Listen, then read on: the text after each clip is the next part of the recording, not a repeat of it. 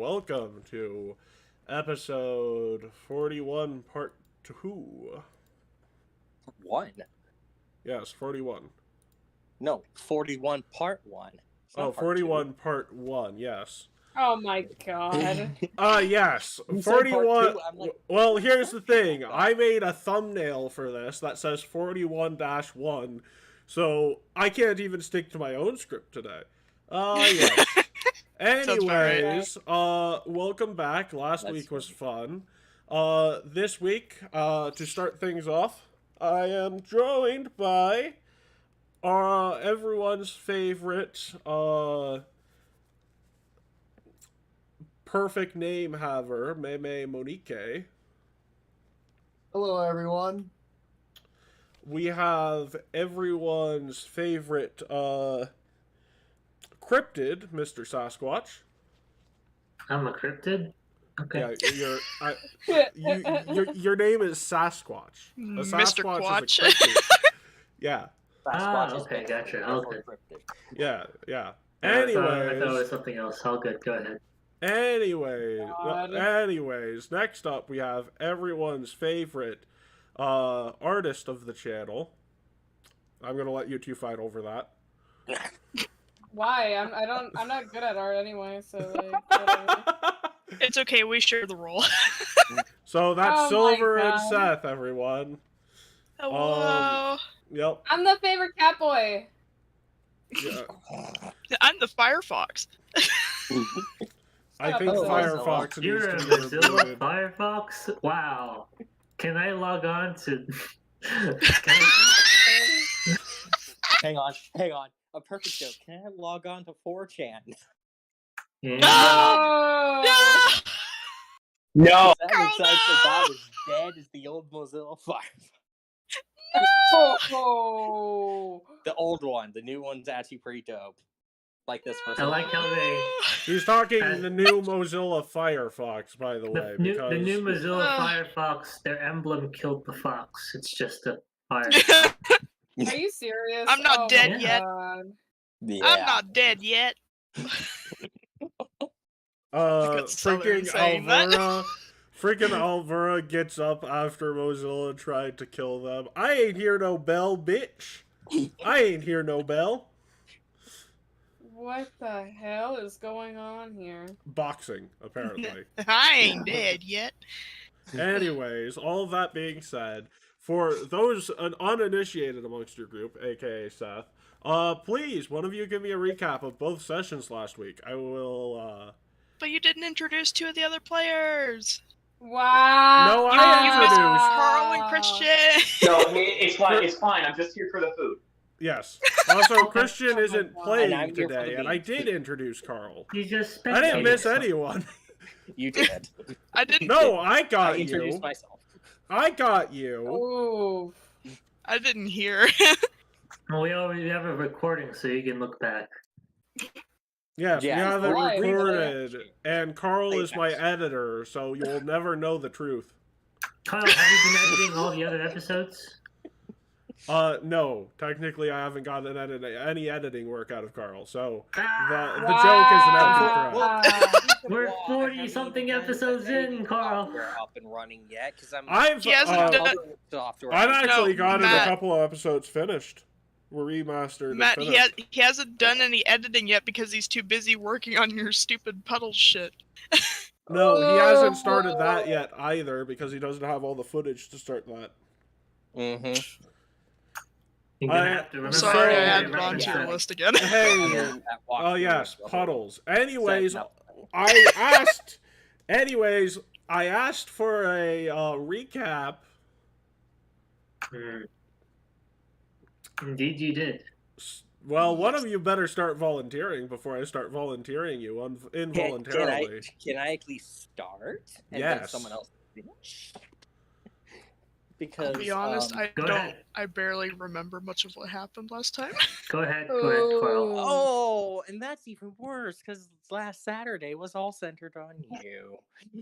I know, I can but tell there's you too what I much that remember. happened. So we ended up. Oh, I only the know it previous briefly. Session, that'd be not last Sunday, the Sunday before, ending off on the incarnate of fear, Sven Roommaker, departing us, and then everybody being in the room with a extremely hurt Alvura, and yeah. From that point, Matt and everybody went ahead and convened a little bit before Matt took Alvura to the demi-plane to recover after Melody and I think his name was Melvin, right? Melvin?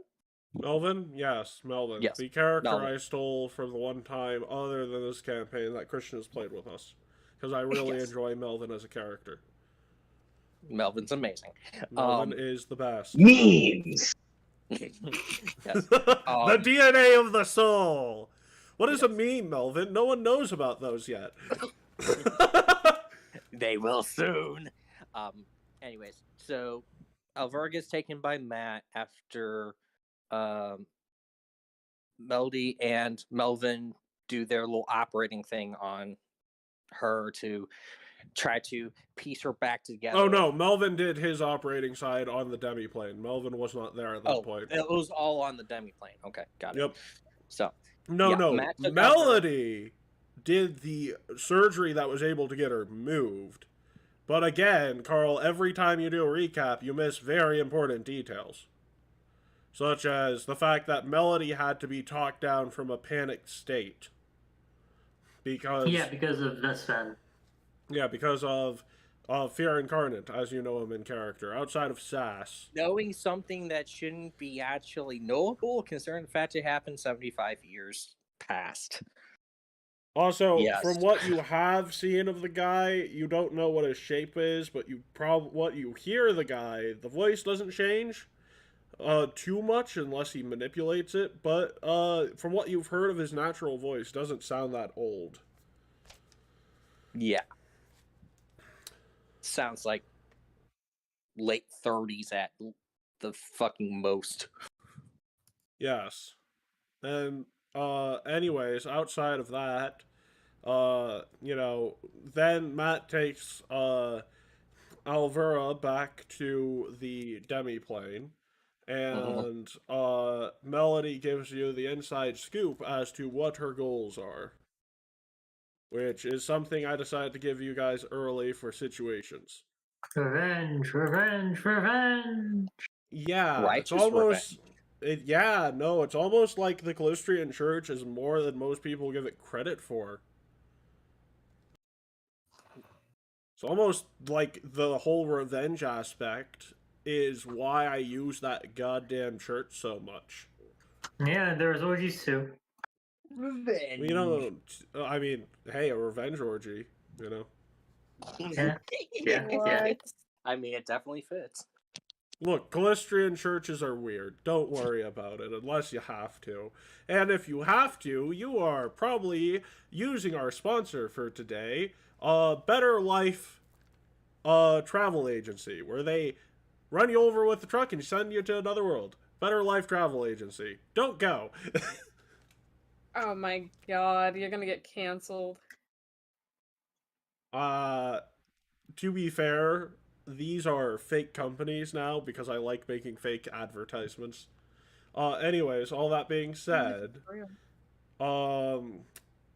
what else happened from that point? Because we've gotten about 5 minutes into session of last week.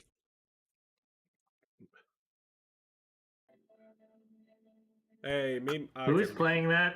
Yeah, that's me. Anyways, Carl.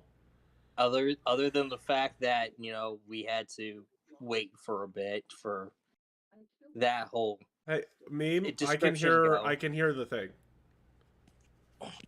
Hear the what? I can hear what he's playing in the background. Yes. Anyways, go on. Yeah. So we, while Matt and Alvaro were away in the demi-plane, taking care of stuff, the rest of the group went ahead and went back to the castle where we met up. You did sendings. That was after the whole talking thing. Did right, Matt come back after? No, you guys did sendings while he was gone. Okay, you know entire what, word- Sass, you're taking over. Sorry, but like Carl, you missed so many important details. Sass, The entire worry I'm good. regarding our group, at least communicated us at the time, was that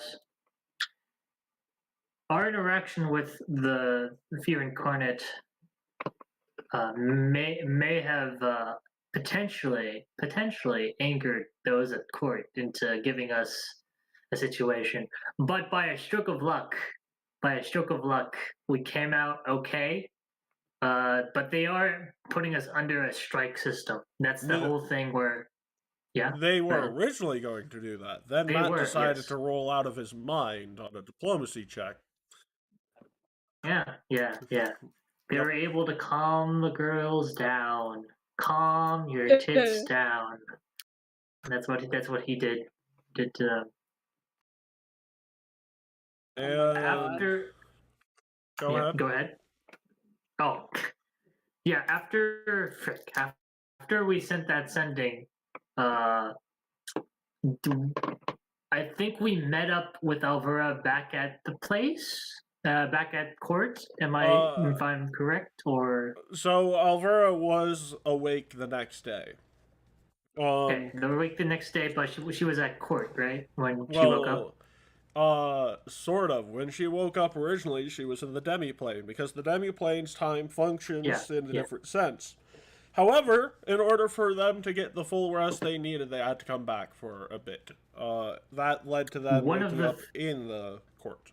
One of the things that Alvera heard or was told was that because of her conditions, like, oh, they had to search for her parts down there, and they realized, oh, they're all gone. I think that was Melvin, right? Was that, yeah? So, it was literally one of those things where, like, Melody and Melvin both realized the ramifications of that gunshot wound. Yep, indeed. Ah, yeah, you're sterile as shit. You have no consequences for these actions. That was a legitimate line from Melody last session. Ah, yeah, you are sterile as shit. There's no consequences to your actions in this regard. Oh, yeah. Wow. Yeah. I don't go ahead and join the Congratulations, the service. Alvera. You can no longer get pregnant. What? Yeah, long story short, you guys have gambling problems, and I enable them. Wait, hold up. What do you mean by gambling problems? So, I have been fucking around and finding out. Because I keep doing this thing where every once in a while I'll be like, hey, Silver, highs or lows. So that's how some weird things Don't pull come me into this. being. No. So, because Silver doesn't ever tell me, go fuck yourself, and then say nothing else, we came to this whole thing where I'm like, talking to them about a particular set of actions. Long story short, it's one of the few things you can feasibly shoot yourself in the gut and lose without dying in that day and age. Yes, indeed. Medicine stuff. When Melody came to heal her, though, apparently she hold up. I'm skipping a lot. Never mind. Go ahead. Yes. What were you saying, Matt? I'm skipping a lot. Sorry. Go ahead. Well, you guys were about to go take on an ancient white dragon, but then Alvera decided to be sad because her entire life was falling apart in front of her eyes. Oh. So you guys went on a... I mean, that and she was kind of a mess after waking up from that. I mean, her hormones weren't quite right either, but... And thus we started to... this whole entire journey regarding, her father and stuff, decided to go to... What was that city's name again, Matt? It's just the biggest city in the face of glory in Absalom. Absalom. And there we met with Diana and Melody over the equestrian. Yeah. And Raphael learned about the Puddles incident. So did Lucas Seaver. Oh, yeah, that. And I will kill anybody who brings it up again. Puddles. Fuck you. So when we arrived,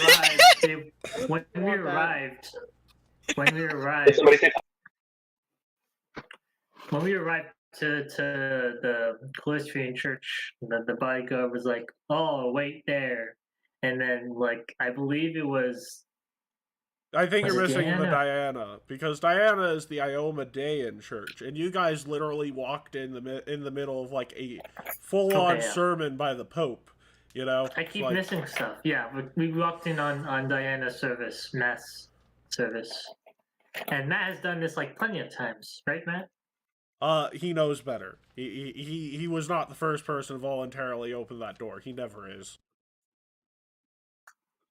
Okay. Who opened Also, it? if you, Was it me or? I just said, anyways, eventually you come to the church and one of you opens the door. I forgot who opened the door. I forgot. Was it me? It was lost to time. Oh. Anyways, We all it was in opened the the middle door of at the it same was in the time. middle of the service, and afterwards, Ew. everyone. we were Everybody so had their lu- hand on the handle and turned. Everyone Anyway. looked back at us and was like, "Oh, yay!" Yeah, Matt. No, go ahead. Diana was like, big size. I think she told her congregation to take a break. Am I right? Or Yeah, she's like, oh, wait, take 5, everyone. I'll be 15, right yeah, back. 15 Take minute break. 15. take 50. This is just the 5th time this has happened in the last 20 years or something. Yeah, this is only the 5th time it's happened in the last 19 years of this kid's life, and by God, it might be the last. And afterwards, we started learning some stuff about Alvera's past, because apparently they were neighbors. Sorry, Diana and Melody were neighbors with Alvera's parents. Do you remember that, Silver? Would you like to talk Yeah. about that? Yes, Oh I my do, God, and they also were considering neighbors. the fact of pretty much learning some information with her parents. she You also, she okay, broke down hold into on. nervous wrecks. Yes, that is true, but hold on. You also learned that Diana and Melody have been not just in a secret marriage for 10 years, but it's starting to stabilize. That's another thing that went completely under the radar, apparently. Destabilize. Aha. Yes, homeworkers everywhere. I mean, Oh to my be fair, God. Diana expecting a committed relationship from a Calistrian was the first mistake. That was. I'm not sure what she was expecting. Probably the biggest one. Yes. I mean, she probably was like, you're not gonna, What- continually sleep around on me, are you? And Melody just does the typical Calistrian A thing. and says, Calistrian what? cleric. No! Totally not. Yeah. So what was said out of their neighboring you when you were a child, Alvera? Well, let's just say there's a lot of things that apparently happened with her father that she did not remember, but because by possibility some memories started to flood back that she didn't even know she had, and things just kind of start to go downhill the more she learned about some stuff going on. Broke down into 2 nervous wrecks over this course of time, and proceeded to throw up a couple times.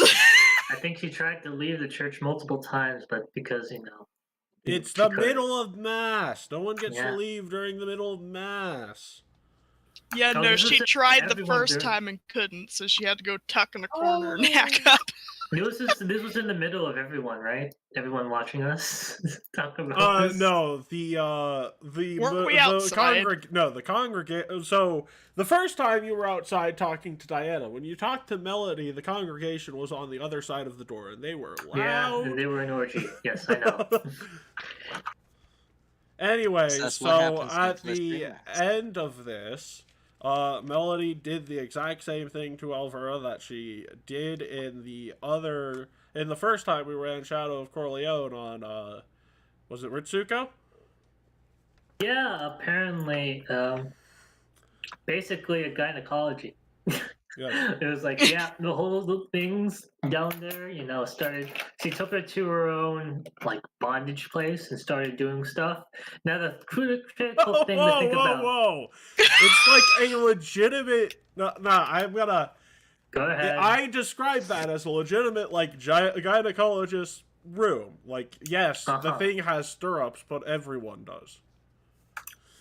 I also, yeah, I wanted to point out that while Melody, so now Alvera's fine. She can have kids again.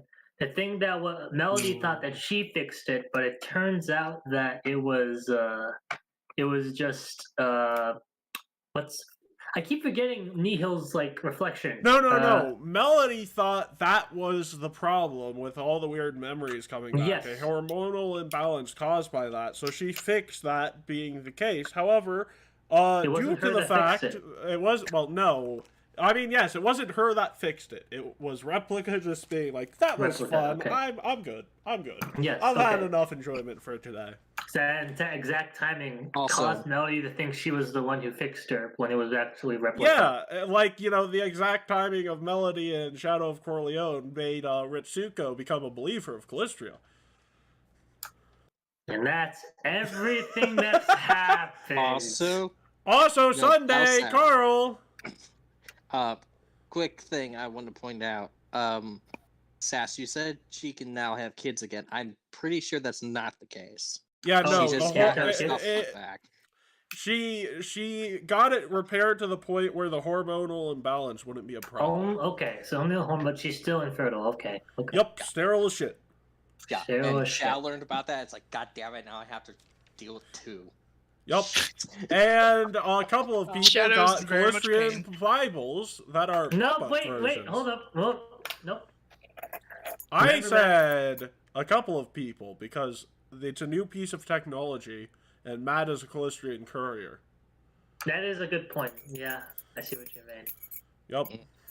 Who's diddling keys? Is someone trying to get my Sass. attention or something? I pinged Silver because they killed the fox. They did kill the fox, oh no. Yeah, but you're Anyway, shaking keys. What? Wait, what? We're taking. Yeah, I hear that. yeah, why are you shaking keys? We're paying attention to you. We're not infants. I do have ADHD, so it still helps, but come on. Oh I'm- my god. What do you got? Matt, you are I'm- not helping your case, buddy. What do you Yeah, guys I hear in know. my It's end? a comedy show. What do you guys hear on my end? What's wrong? Keys jingling. Oh, Maybe it's oh my god. Yeah, that. that. That. Gotcha. My apologies. It's just like, yes, it's loud and clear. Yeah, it Your is. mic I is didn't hot, think my you do dude. that. Stop playing Yeah, with my your phone apologies, unless yeah. you want to burn yourself. Anyways, Carl, Sunday, go.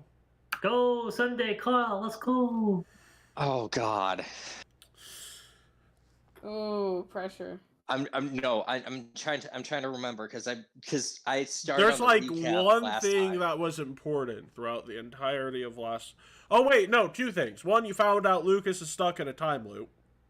Oh, what Oh the- yeah, oh, because we start off session by reintroducing Lucas again. Yeah, it turns Hello, out Lucas, he's in a down there, time muted. loop, and he's supposed to have his memories, but an unexpected shadow hit him in the head with his helmet. Which means that there's another time traveler fucking with the timeline that isn't Gurkfall. Well, why did Yes. you hit him with your helmet?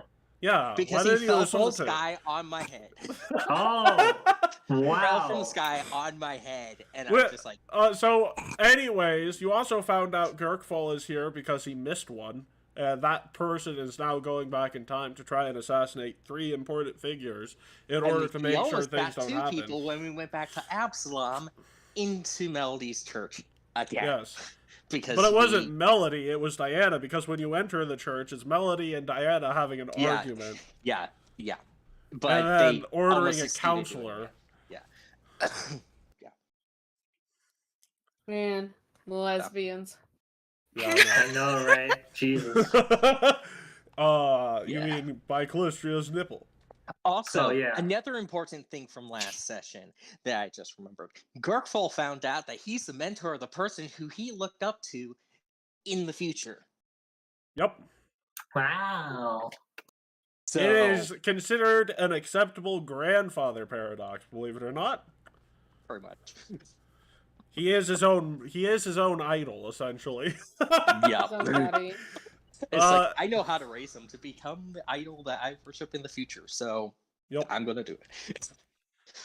And on top of that, there's still one important detail that explains the situation of the next 2 weeks worth of sessions. Yeah, why don't you go into that, Carl? Are we referring to last session how Calistria said, here's an infinite time loop device that, if the gods allow it, can send you back to the previous day while all the events of the day that had occurred previously are still in effect? No, that happened on Because are we still doing Saturday. Saturday? We're talking Sunday. You're talking about Gavilan. Sunday. Gavilan.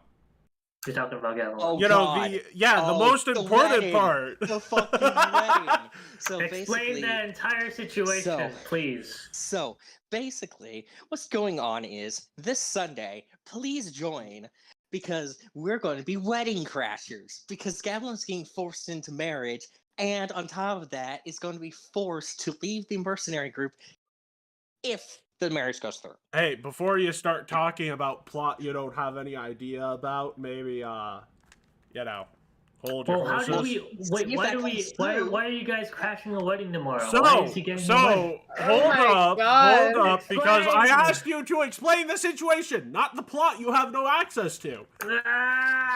Okay, go ahead. Nah. Anyways, so what happened is Gavilan acted like Gavilan, but this time in front of people who care about his physical and mental well-being. Yeah, 'cause Enough we don't care to about take that. him away. Well, we do, but enough to take him away without knowing the full situation. The problem is you care about his physical and mental well-being, but you know he's full of shit like 50% of the time. So you don't immediately do things. No, but we were able to kill him. Well, he was being like that in front of people he cared about. Who are these people? His parents. Oh, why would he care about them? No, I mean... No, they care about his well-being, not Gavilan caring about them, because actually, I don't think he does. I mean, do you It's think like, oh, Gavilan... Okay, here's the hot take question today. Do you think Gavilan cares about Matt? No. The answer is actually yes. Yeah, Gavilan actually adores the man. Underling. No, he respects the man.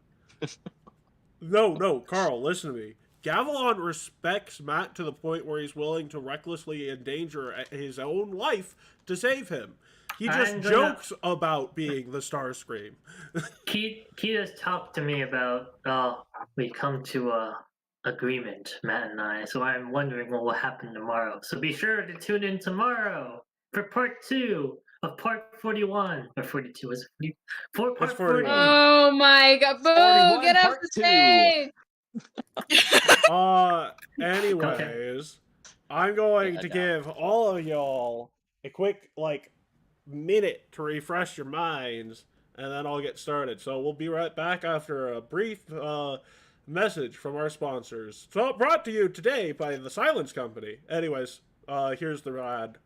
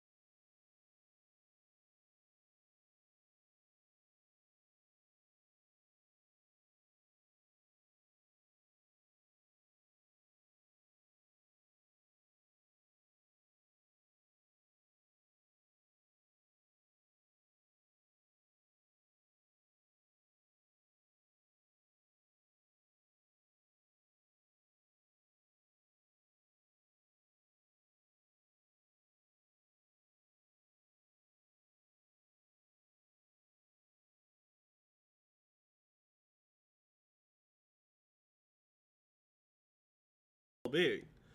His alright. No, I forgot to medication. take. Yeah, I forgot a piece of ADHD medicine. So, unfortunately, it was the key jangling that made me realize, oh shit, I forgot about that. Oh. Anyways, Thanks, anyways, Great observation. Anyways, hey, sass. Take medication. Oh my Yeah. God! When I am yelling, hey, please, I'm about. Gosh, we are losing our sponsorship with the Silence Company. Yeah, no, thank you to the Silence Company. Your ad is always amazing. Silence is the true aim and purpose of the Silence Company. Oh, please don't cancel our sponsorship. I need those minute breaks. Anyways, all jokes aside, you guys, as you all return to the embassy, because you have clearly been kicked out of Gavilan's manor in the area, I could ask you to follow him. You all get to the meeting hall, and I could ask you to take a seat. He says, Glinda will be by shortly to tell you about what's going on. That being said, be prepared for a mouthful. She's a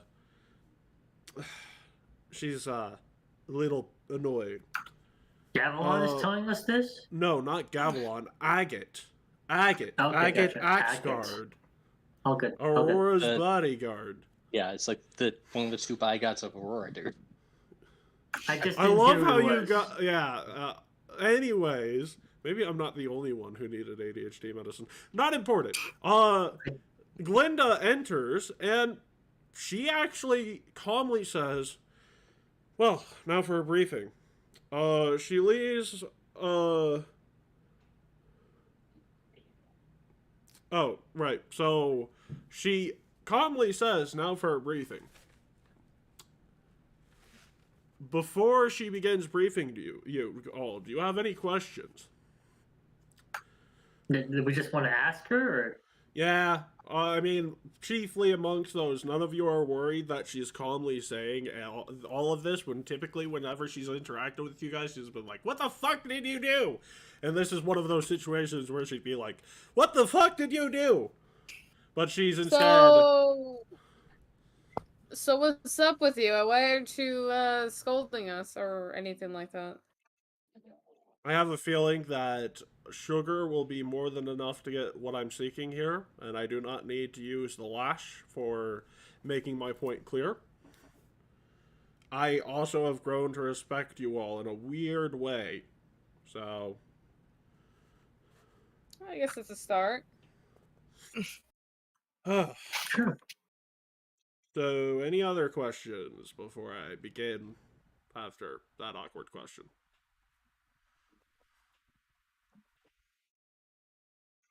Oh my God, come on, people. Go ahead. What? Okay, well, fine. I could be initiating? Gavilan is a prince of a nation known as Amanadar, a colony that rebelled during the war where Aurora's family, in particular her grandparents, gained the crown. As such, they've always left a bit of a stench and a weak on the Montesquieu family name.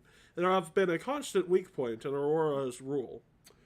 And now they have taken advantage of your kindness and made it into a mockery. This may have put not just you all in danger, but Aurora in more danger. It seems like the slightest weakness in her rule has led to assassination attempts recently. I'm certain Matt's been telling you about these. Oh dear. Looks over at Matt. Assassination attempts? Is this more recent than the ones you briefly told us about, or? These are like since we've been in Almas, recent. Oh, no. We've never heard of any assassinations against us. No. They're not against you. They're against Aurora. But really, that's one of the causes.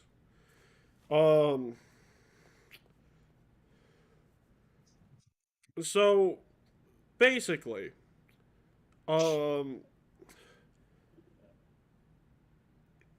they're not entirely stable as a country themselves. This is their third ruling family. The rulers have never been stable enough to pass on their rule.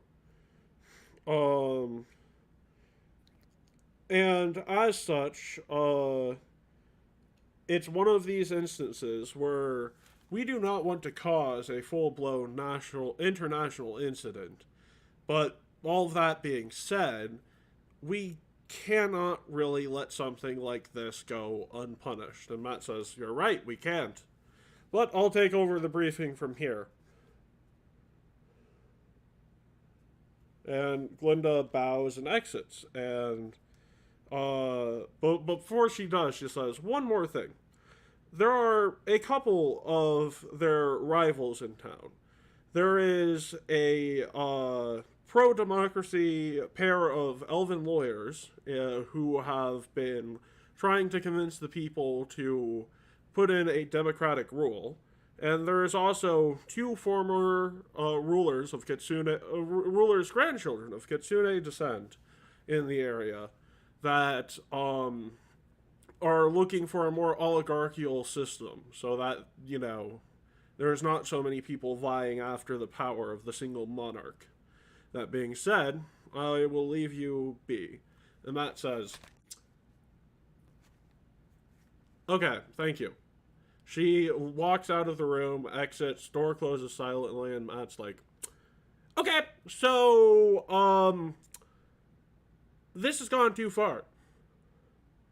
I have a couple of rules that whole thing just broke. And as such, I do not feel like letting this rebellious colony continue to stain the reputation of my wife and put her in continuous danger.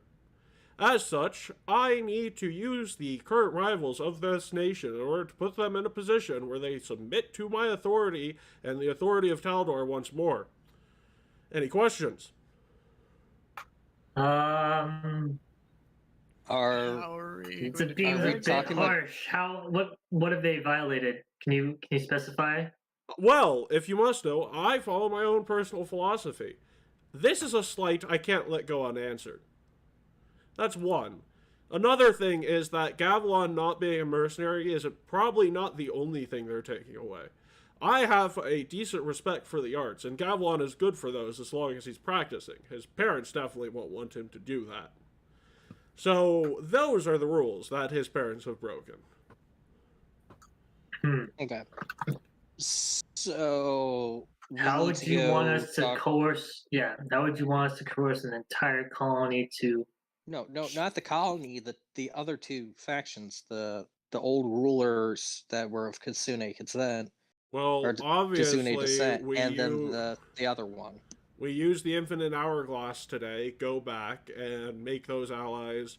In the process, we won't get back Gavilan, but we will be able to be in a position where before the wedding begins, we can go up to them and start making our demands. If we manage to turn enough potential factions against them, their rules not stable enough for anyone to really stay in charge. Another thing is that, do any of you really think Gavilan will last more than 5 days before he gets dethroned and decapitated? Let's be honest, no. Maybe more than 5 days. He is charismatic enough that he can get things done, but the man can't read. So, yes, it's one of these incidents. It's one of these incidents where I'm not even feeling generous enough to offer them a spot in the Taldane Federation, because honestly, that is just another sign of weakness for Aurora's enemies to exploit. So that's the plan moving forward. So do you guys have any other additional questions?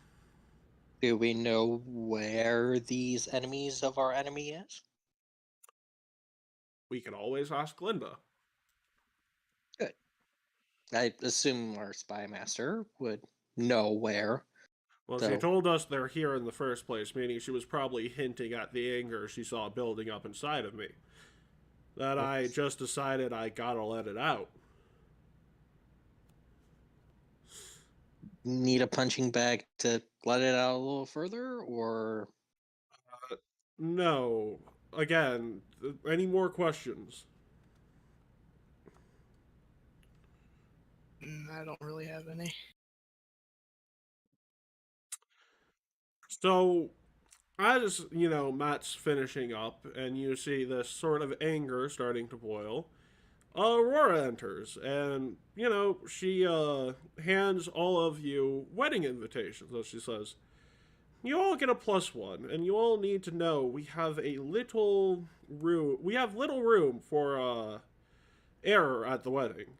They said you can all have your gear, but don't start a fight. Matt says, the date is 2 days from now? Aurora, aren't you worried how this might affect our rule? Aurora says, your kindness is no weakness, and while they don't need to be absorbed, but if you wish to help them, then invite them into the Federation. Matt says, should I still apply pressure to them? As Aurora says, well, if you must know, I believe if you do so, then you will maintain peace while helping Taldor's stability, as well as gain your friend back. Matt says, so, same plan, but less submitting than becoming a state of the Federation. Aurora says, well, start high, like, you just did. But later, and she, like, air quotes, settle for becoming a member of the Taldane Federation. And Matt says, Aurora leaves, and Matt says, oh, thank God I have her in my life. I would have nearly started a war halfway across the world with those people. Mm-hmm. Ugh. Yeah, this war we would have won, but God. Wow. Anyways, all that being said, we do have, some things to do. We need to, 2 things. 1, all of you need a date to that thing, because I'm insisting. It's a wedding. Don't be that person that shows up by themselves unless you have an excuse like being a time traveler, and any date could cause a potential catastrophic change in the space-time continuum. In other We words... sort of look at Kirkfall. Yeah. Anyways, in other words, all of you, I'm expecting to have a +1 before we get started with making those allies tomorrow. Oh, Alright. God. Yes, enjoy your awkward... Well, I mean, I have people, like, Raphael, I'm pretty sure Kimiko's in town.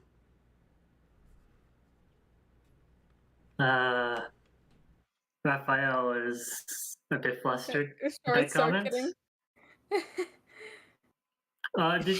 Did everyone in the mercenary group get an invitation, or was just Just the main group, so your Okay. direct party members. Yeah, Raphael's flustered. And then, I believe it or not, I have potential dates for everyone else. Other members of the mercenary group, of course, you could go venture off into the middle of all moss and find someone there, too. That being Try not to said... just steal anyone, okay? This ain't no We're just Tinder. gotta grow a little bit. It's like I don't exactly feel that comfortable locating some random person off of the streets for this. Okay, well, then go with We can someone talk to harmless some of that the you know. other- I talked to some other of our mercenary people who weren't invited. Anyways, you're all Unfortunately, dismissed. Seth was... Alright. I mean, you can stay here, but, like, you can also leave. And Matt just walks out the door. I'm following where Matt's going. I need to ask him something. I need to go reorganize my shit, and she just kind of proceeds to start getting up to leave. So, what are you going to find Matt for to ask him? Yeah, I wanna. It was Raphael is. He wants to get. He heard from you that Kimiko's in town. You know any specifics? Because it is a rather large place. She's in the embassy. You mean she's here directly, or she's? Yeah, she's like... she's in the embassy. She arrived Oh, earlier great. this afternoon. Off character. Did Raphael complete that ring of fire resistance? Yes. Wait, no, you never made the crafting check. I thought I did. Wait, what? Nope, I never got the crafting check from you, so technically speaking, I'm not sure. You have enough time from your attendance to complete it, but you never made the check. I thought I did. Oh my gosh. Okay, God damn fine. it, Sass. I thought I did make No, that check. I looked. We can always double-check no, the no. log. I looked after session because I'm like, oh, you can make the check, and you have enough downtime from, attendance days of downtime that you can make it. But then you never made the roll, so I had no idea whether or not you passed, failed, or otherwise. Well, let's just say Looks like you're on a mission today, buddy. we're let's just say that by the time I asked you this, it's nearly finished, and depending on the finishing touches, it's either gonna fail or it's gonna be horrible. It's gonna be pretty good. So that is how crafting an item works. I mean, not in base rules, but it's how it works here. Yeah, let me just find the GM screen so I can make sure whether or not that's a success or a failure. Let's see, it's, that is just a success. If you rolled one lower, it would have failed. That is a 6. So if I rolled a 5 16 or if I rolled a 16 or 17, would that be a... That would be a crit success, yes. Do I want to try that? I would sell for the success, dude. I would settle, I would settle for what you have currently because there's no benefit for a crit success. Just settle. Extra resistance. Actually, you might save money, but because you pay half of the item's worth as a cost to craft the item. All good. I'll deduct that from my money. Yup. I'll look up that real quick afterwards. All right. Thank you. So yeah, she's in the embassy.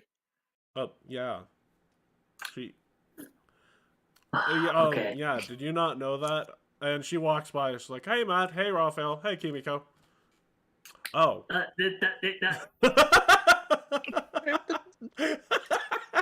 Yeah. No, that's like the third time she's walked by us, my man. Really? I haven't noticed. What the? You tend to have blinders on during the day. Oh my gosh. I mean, like Calistria, and he sort of. I don't have it prepared yet, so he goes. He wants to go back and make the finishing touches on the ring. Hey, my man. Matt pulls out a random ass key from his pocket and opens the interdimensional portal. Do it there. It'll be quicker. Okay. Thank you. Yep. Wow, an extra dimensional portal. Yeah, it's the demi-plane key. You know, the demi-plane I got as wedding gift? Yeah. Oh, okay. God, I need to get a wedding gift, don't I? Yeah, you do. Oh, God, what do you get for the man who has literally half of everything? You have to give him the other half? It sounds more like a wife problem. Well, anyways, thanks. And he quickly grabs the key from the extra dimensional portal. No. Not the key. Not the key. The ring. My apologies. Yeah. Yeah. Grabs the stuff for the ring, hops into the interdimensional portal, And then literally, you take a couple of hours in there to finish it up. You hop back out, and it's literally like Matt's like, that took like a minute, just so you're aware. I spent like 3 hours in there. Okay, thank you. Yeah, no, the demi-plane's weird. Like it took Yeah, it took 2 weeks of rest for Alvera. She was only in there for about an hour. This time frame. Honestly, I'm being told to stop sleeping in there whenever I pull all-nighters to get 8 hours of sleep because it'll eventually not work. Oh, that must mean you're like how many weeks older in that? Oh, no, planet, no, right? no. It's one of these weird things where the old mage Jatembe made it so that it was faster in there, but outside of a few things that can happen in there, being anything involving around the creation or destruction of life, nothing really changes that wouldn't change during the time outside of it. So, in other words, technically, sleep is another one of those things, but it gets less effective the longer you're in there sleeping. So, hop in there for about 5 minutes for a power nap. That is my full night's sleep. Well, Matt, thank you for explaining to me, but I gotta go. Yep, you go do whatever it is you He scurries off. Scurry, skoo. Wherever Kimiko went. So you're going to the roof. I don't know. Wow. I didn't know it was the roof, but if it is the roof, if I saw her go to the roof, okay. Like every other schoolgirl thing, we're like, can I go to the roof, please? No, more like scenes in like those old fairy tale movies where you'd see someone gazing off into the night sky from like an old school roof, like one of those things. Funny. Yeah, so I'm guessing I get up to the roof, and what do I see?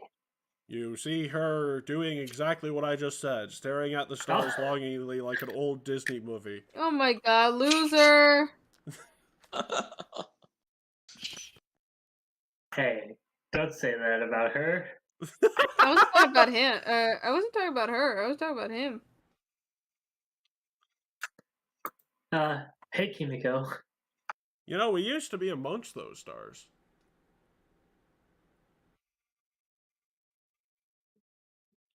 Yeah.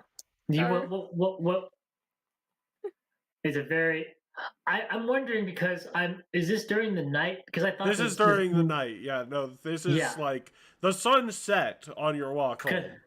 Early night. I look up, and how is it possible you can describe me what the stars are like? Is this filled in with particular, the constellation that is there's this thing called the Cosmic Caravan. That seems to be very clear in the night sky at the moment. Oh. Which this typically indicates a time of change is upon the world. The entire world, like grand change, or just like small changes, like for people? For the sake of the audience, I can tell them, but I'll need you to make me an occultism check if you want to know the exact relevance to that. You can all make this occultism check, by the way. Now, you can all take it, but can you all make it? I rolled a 2. I might need to re-roll that. DC 27, according to a Pathfinder Society scenario. I'll re-roll that. Well, oh well. Yeah, I have a -1 in occultism. Roll it anyways for the lulz. I am not trained in it. I have 3 hero points now. Remember, you gave me 2. Hey, it's not a crit failure. Yeah. It's not a crit failure. I'm not trained in occultism. May didn't get a crit failure. Yeah. Oh, wow, that's a crit success. I'm only trained in occultism.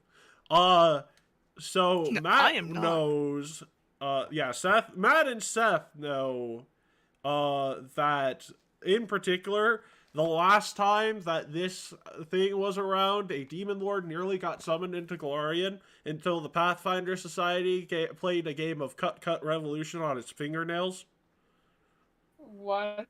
That is a legitimate Pathfinder Society scenario. A demon lord comes crawling out of the abyss, and you cut his fingers off, and he loses grip and falls back into the abyss, and you seal the hole. I'm not joking. This is the Which final. one is This is the final scenario of season 2, Pathfinder Society.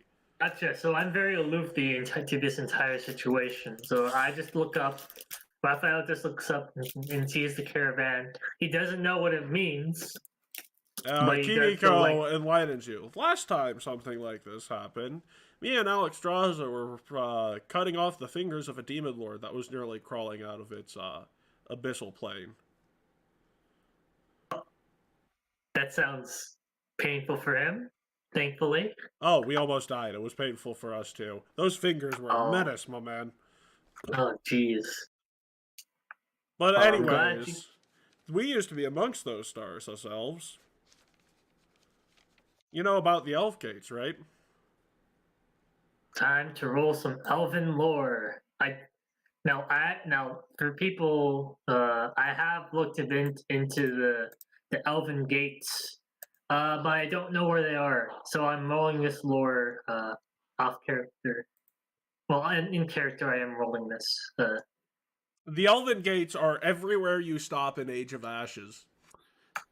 Are we in Age of Ashes though? No, but Alex Straza Exactly. was. What does Raphael know?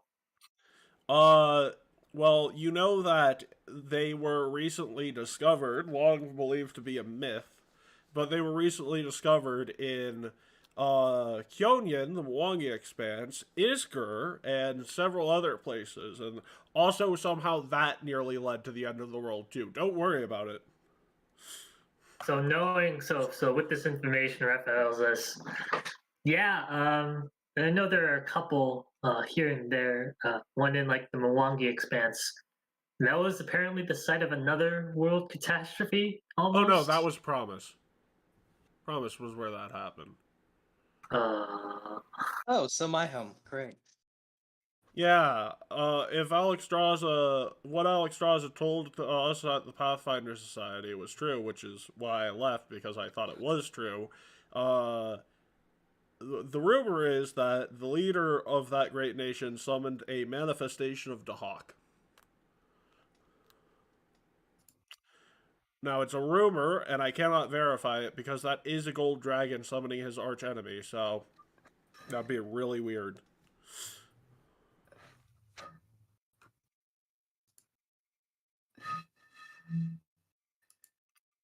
And look over there, there's a poor man playing the jug. You've been called out, Seth. Listen, I was playing with the bottle. I was like, fucking hell.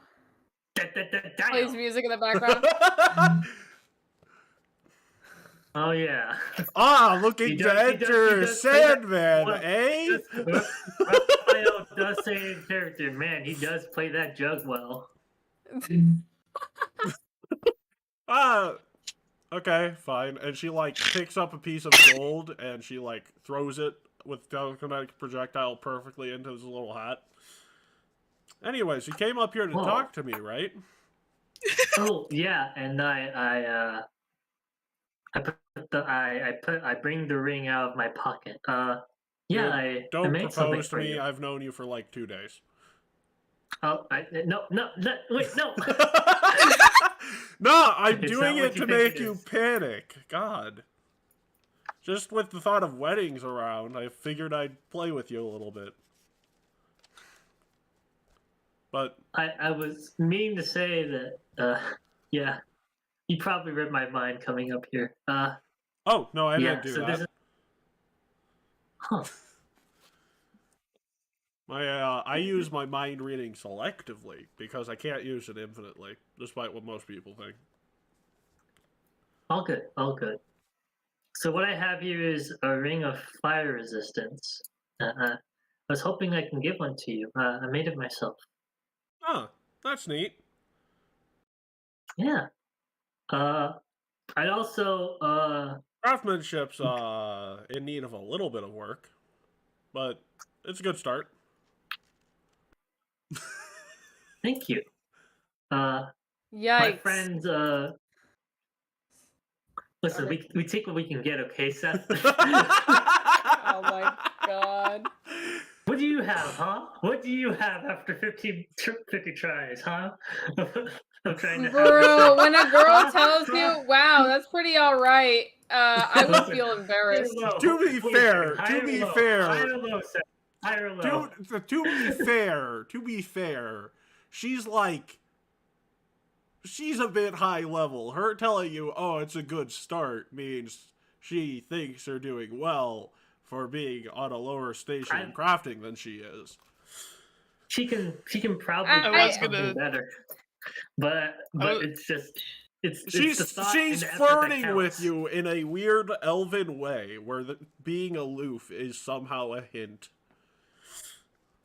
So I was going to argue with you, Seth. You have yet to face that, so have fun.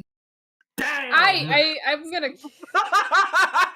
Can we please stop dissing each other's virginity Let's here? stop shooting over the bow and hit to the meat of the argument. What are you talking about? Everybody Yeah, else is a virgin. We're looking to crash Gavilan's marriage ceremony, but Oh, I that have sounds this fun. +1. Yeah. Would you like to join? I got this +1. Yeah, sure. I always like ruining a good wedding when it's Is it consensual? Let's just say that under the circumstances we were given, it's rushed. We'll get the plans of how to crash Right. it soon enough, but we will. It's rushed, but is he opposed to the marriage? Because honestly, I have problems about that. I have no problem being your +1, but if he is not opposed to the marriage and just needs to be coerced into it slightly to fully grasp the concept of love that's in front of him, why would I oppose that? But yeah, I'll go with you. Can I make a check as to... Hold up. I wanna. Frick, I never asked Gavilan. Was this? I thought this was forced because I don't think he's had enough time with her. Gavilan has been engaged to this person since he was 7. The problem is Gavilan didn't know what his real name was. Oh wow! Until he knew he was royalty. Wow. Yep. Very talented. Yeah, he was engaged for a very long time and yet didn't know it. Do I know? Does Raphael know that? Yeah. All right.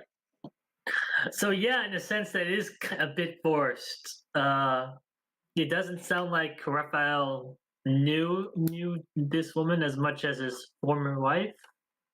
Or so. Gavilan, not Raphael. Well, you said Raphael. Well, yeah, Gavilan sorry, might Gavilan, not. yeah, Gavilan. Well, yeah, Gavilan. Wait, Gavilan's royalty. Really? Indeed, he didn't know it at the time. In that case, Apparently I definitely can't interfere. Oh. Like, they're rightful rulers doing something to help stabilize their nation. Wouldn't crashing the idea be a bad idea? Or crashing the wedding be a bad idea? Also, is Matt approving this mission, or what? You know what? Let's go talk to him. I have no problem being your +1, but I think we need to get some things straight first. Fair enough. Anyways, jump off the roof with me. And she, like, holds on to the brim of her hat and offers you a hand. Damn. Sure. Oh, damn. Listen, like, off character, I have catfall. I can land easily. So good. Yeah. You can land on top of her. Land on top of her, or she can land on top of you. That's totally what I'm saying. As you jump off the roof, you have a nice little feather fall all the way down to the bottom because, you know, telekinetic flight is totally one of the things that psychics have some access to. Oh, so it's just a slow descent. Oh. Yep. Cool. Yep, but you also are drifting a bit. So there's this nice little magical feeling where you're watching the world slowly fall around you. Make me a, if you not won, you're vomiting con save. Oh, yes. What's the save I do? You do a fortitude save, but if you roll a 1, you are vomiting. If you roll anything I else, rolled you're a fine. 3. Rise. Okay, Slowly rise around. you feel sick. Oh gosh! Wow. And she looks at you and is felt like, nice. But also, I'm a bit. she looks at you and she's like, huh. No elven man has yet to not think about vomiting after that. Huh. Anyways, let's get going. All good. All good. And Raphael's holding it in. Okay, now we are going to take a little break from this little scene. Silver, what are you doing? Because you are being forced to get a date. You can't get Well, a plus one with Seth. she 'cause Seth essentially is walked already... off to organize her own shit in her room, because at that point she's gonna have to figure out something. So she's currently in her room trying to figure shit out. Hey, Seth, high or low? Oh, chingada madre. Okay. Probably high? Okie dokie. I'm going to turn this off of GM roll. It's low. Fuck! So, I was gonna say, you probably should have gone low, buddy. You don't knock before entering the room, and the door is unlocked. No. Wow. No. It's like... Very Oh, aggressive. good lord. Take what you Hey, want, yo, mister. Alvera. I was gonna say, Alfred just kind of like quickly turns around. It's like, couldn't you have knocked first? That's not important. But, how do I put this? Alright, I was gonna say, well, Alfred's I just kind of need a- like, she's like standing there, like organizing stuff in her bag. It's like, if you're trying to say something, get to the point, please. I'm kind of busy here. And Seth, in your head, you see, yeah, come on, man. This is a gimme. Just get to the point. Yeah, the It's a replica's still gimme. in your head. Dude, stop stuttering. You got this. Because I'm sort of being your wingman. So, come on, dumbass. I swear, if you need more encouragement than Raphael, oh wow. Look Also, at you. that weird book you found is also saying, yeah, by the way, you totally got this. Just stop being a pussy. Well, okay, listen, this is an 18-year-old cat dude. He's very awkward. Yes, he is very awkward. He didn't knock. Well, yes. So here's the thing. Yeah, so we had that wedding thing. Would you like to be my date? I was gonna say, she just kind of like ties her bag back up and looks up. So like, at this point, it's better than going out on the streets looking for a rando, like fucking Matt said. She pretty much like tucks her bag away. Okay, I guess that's a yes, right? Yeah. I was gonna say, and then she pretty much goes to add. I was gonna say she goes to quickly add.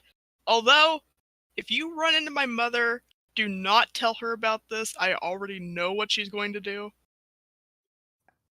I wasn't planning on I am that. saying this both seriously and saying this as a warning. Okay, well, I wasn't planning to talk to your mother, but this is just if case, you run into her, because I don't think she's even seen Don't worry you yet. about it. You got it. It's kind of awkwardly stands out there. of character, she has ran into Seth once, and that was at the tavern when you got to Matt. Yes, that was once. That got retconned because you were the only people to kick Save State Man in the dick. Well, the lack of a dick. He's a male, but he doesn't have that part of the reproductive system. Don't worry about it. Okay. This man has no balls.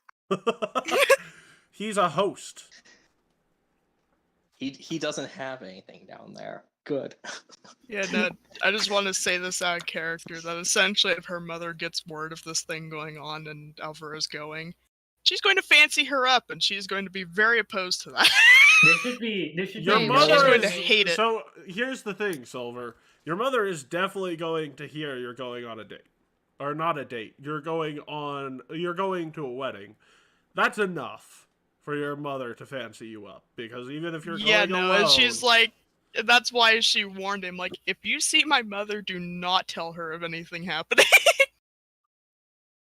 Oh, I mean, even if At least unless somebody else mentions it, then yeah, it's already too late. So, there's a little bustling in the hallway behind you guys, and you and Raphael and Kimiko are witness to Matt running up to Aurora and is like, "Hey, Aurora, how are you doing?" And she's like, "Don't talk to me about what I think you're going to talk to me." It's like, what do you think I'm going to talk to you about that'd be so opposing? I don't know, like, the last no, nothing like that. I was just curious if you had a date to that wedding. She's like, you don't have to ask me to a wedding. I'm your wife. He's like, I know. I'm trying to be romantic in my own weird way. Oh Lord, is this how you flirt with women? Oh God. In the background, if you see Raphael just giving 2 big thumbs up. He's like, you guys got this. I permit you to draw that. Actually, wait. Would Seth and Alvara be hearing this too? Yes, literally the 4 people here are Seth, Alvara, Raphael, I need to do and this. Kimiko. I need to do this. I was gonna say Alvara's just hearing this, and she immediately gets up, scoots past Seth, and yells out the door, "Just ask her already!" Yeah, okay. I did. How? And she's like, "No, that's cute, but like, I mean, you're quirky. It's part of the reason I like you. Oh my God, we do need to talk about some other things. If you'll follow me for a second." "Oh yeah, sure." And he might just sort of looks at you, Elver, and says, "I think I'm in trouble, and I think it's your fault. I'll see you tomorrow." she gives a thumbs up and then a middle finger. Back in her room. I'm following you, Matt. Kimiko wants to talk to you. I'm gonna try to follow Matt. Oh God, you're about to see the fucking. And so Matt's like, "Okay, just give me like 20 minutes here." And then he walks out 20 minutes later and he's like, "That was an awkward conversation. I agree with everything now. This is weird." Well, what do you mean? What do you agree with? I understand the entire motivation behind this weird relationship I'm in. Oh. And while I do not agree with it on a principled basis, I do understand the motivation behind it, and I'm willing to cooperate. What's the motive? Oh, the motivation behind Gavilan's wedding? No, the motivation behind my own marriage, asshole. Oh.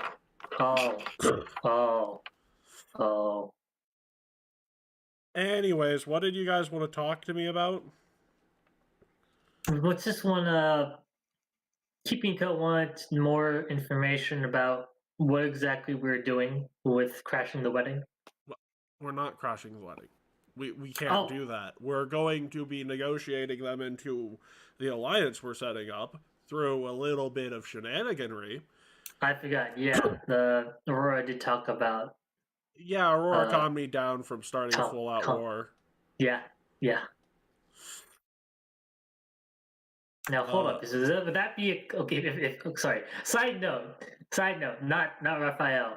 If Keith were here, he would get into the whole semantics discussion. Well, would they be a coup? Would it be a revolution? Or would it be an overthrow? Oh gosh. That was like, if you guys remember, like summer last year, there were like multiple conversations. Well, technically, his parents took power in a revolution because the actual emperor was indeed murdered. So Keith would have his definition of that, and this would be an overthrow. But it wouldn't actually be changing anyone's position of authority. It'd just be a coerced reunification, a forced reunification, right? Gotcha. And we're trying to convince these people to join into the alliance. Yes, because Matt was talked down from, submit to our authority. Submit to our authority. You must submit. You must submit to my authority. God damn it, Matt! I was going to go there. Yeah, I don't even know where that's from. All I know is the joke. That's from South Park. It's South Park. Never Anyways, watched it. Okay. I look over at Kimiko. What is she thinking? She gives you a thumb up. She gives you thumbs up, 2 thumbs up, and then a middle finger. Oh, I think I deserve that. And she laughs like, no.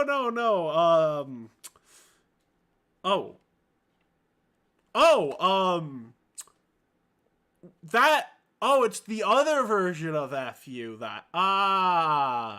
Sorry, 2 thumbs up, and then, Anyway, see you at the wedding. Is she leaving? Like, hold up. No. She just awkwardly said, yeah, okay.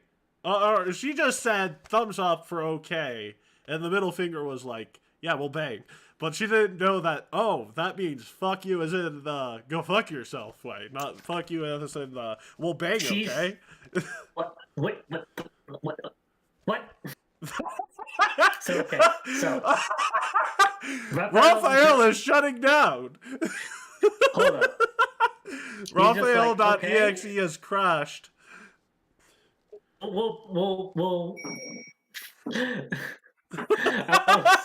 I thought that was Raphael interpreted that to be initially like, fuck you. I was like, aw. And now it says, oh, fuck you. Like, oh. I came out of left field. Okay. Gotcha. Yeah, you elves are weird.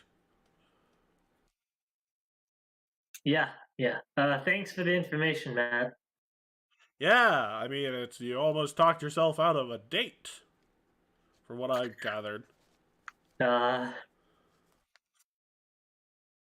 try not to do that next time. Yep, that means the only straggler I have left is Shadow. Oh, and Maple.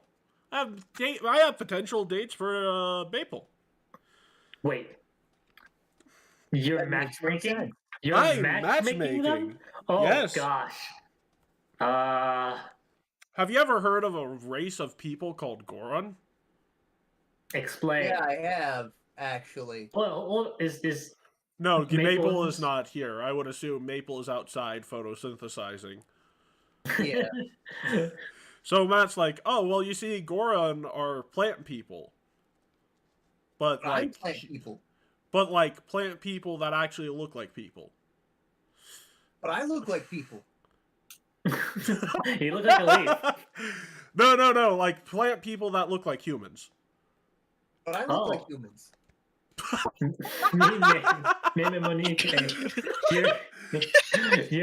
Okay, but they reproduce mostly asexually. You just... Okay. Yeah. What's up? No, you reproduce sexually because you're a regular-ass plant. These people have their own seed that they bury into the ground and reborn themselves out of it. Oddly enough, it's tucked in the same place most people's seeds are. Not important. So, Raphael asks, what Goron are you looking to invite for... Yes. I realized that tomorrow I have to read you in on the huge success that I've recently discovered we have made. So, Raphael, I'm gonna ask you to be the bearer of bad news and interrupt anything that's going on between anyone at this current point in time and tell people there's a meeting fresh and early tomorrow and breakfast will be served in the meeting hall and they are expected to show up. And if they do not show up, I am docking their pay for the next month. Anyways, 7 a.m.?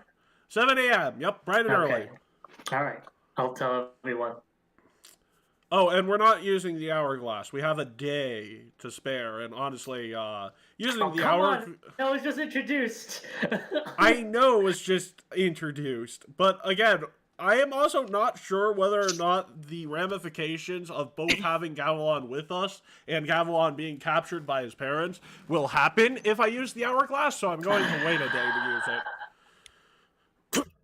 Well, uh, for saddling with this, frick you, Matt. Sorry, Kimiko. I'm gonna have to make quick arrangements for tomorrow morning. Would you mind talking later today, though? I mean, it's like 9 o'clock. I'm just gonna go Oh to shoot, bed. that is. I keep forgetting it's not morning. I keep thinking it's night. Sorry, I keep thinking it's morning. I don't remember it's night. God damn it. Oh, but you must be a bit of a night owl, huh? I like owls. They're wise.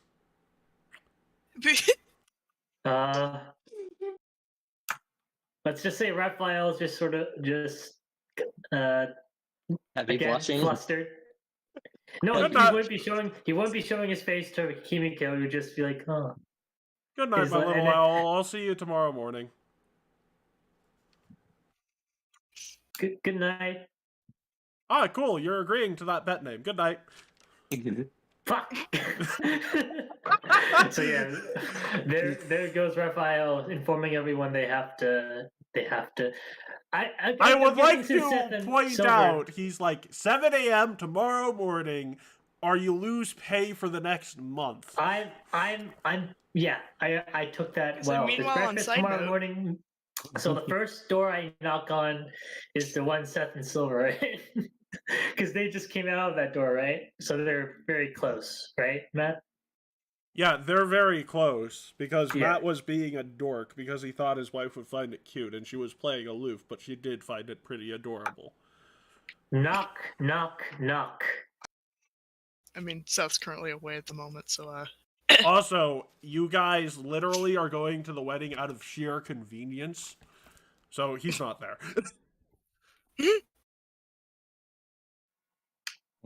All right, Alvera. Remember, we have a. I've just been told by Matt we got a meeting tomorrow at 7 a.m. Be there, or your entire month's pay will be docked. That's what he told me. Because Alvera just kind of looks at her, like, I'll try. And then meanwhile, her mother pokes over. It's like, so I hear there's something, and then she immediately ups, no! Yeah, it's like, Matt's like, screams out from the room at the end of the hallway, it's like 9 o'clock! Save your family bickering for tomorrow! Alvera just like squeezes through and yells down, I have to. Why did you have to do this? I have to inform like. I didn't say shit! But the wedding my invitations have been made public, so apologies. Oh, jeez. No. Yeah, the whole wedding list has been made public. Not by any of you guys, Listen, but yeah. I'd love to chat, but Alright. I have to inform 40 other people about this, so think before Not, they sleep. not 40 other people, just your main group. Oh. Matt's already talked to everyone else about this. Because I'm gonna make this really? funny real quick, is just that Alvera and her mother's kind of like stare at each other for a minute. Then Alvera changes into a fox and runs down the hall. What's happening? Alvera! Do you know what's happening? Hold up. Is Alvera still with me, or is she gone? Sorry. Alvera just ran away from her mother in fox form because her mother wants to help her arrange an outfit for the wedding. So you basically shut the door in front of me. Gotcha. All good. And who are you asking if you know anything about the meeting tomorrow? I can't ask Alvera's mom. Well, yeah, but there's other mercenary members, like, who list one of the most important, Alexander Romanov. Yes. Okay. You could So ask him I go about to his that. quarters. I go to his quarters and I give a nice hearty knock. And Alexander looks out from behind there and he's like, oh, hey, Raphael. Hello, Alexander. So I've been informed of this meeting tomorrow morning that is supposedly really important, but I don't know the details. Could you fill me in? Matt hasn't...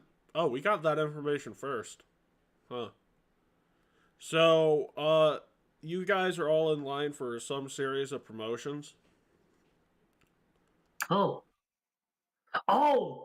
because it's because Gavilan's gone. Well, no. He told us all our new promotions and pays and whatnot this morning. Oh, so you got it earlier. Okay. Yeah, thanks for the information.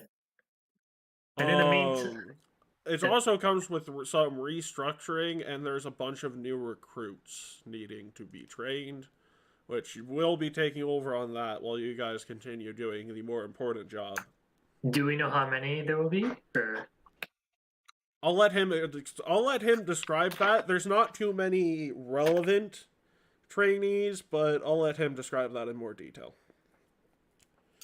Thank you, Alexander. Good night. Yep, and if he asked you how you figured any of this out and you say my name, well, let's just say I don't miss. And he closes the door.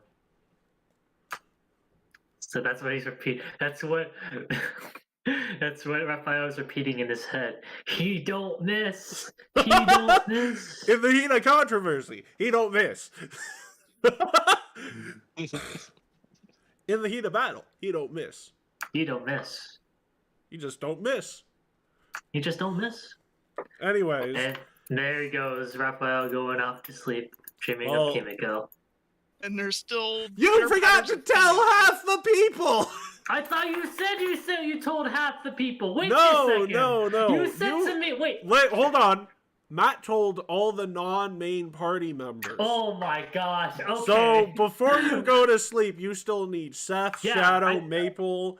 And, my apologies. I misheard. I thought you said that you told everyone, including the... Okay, gotcha.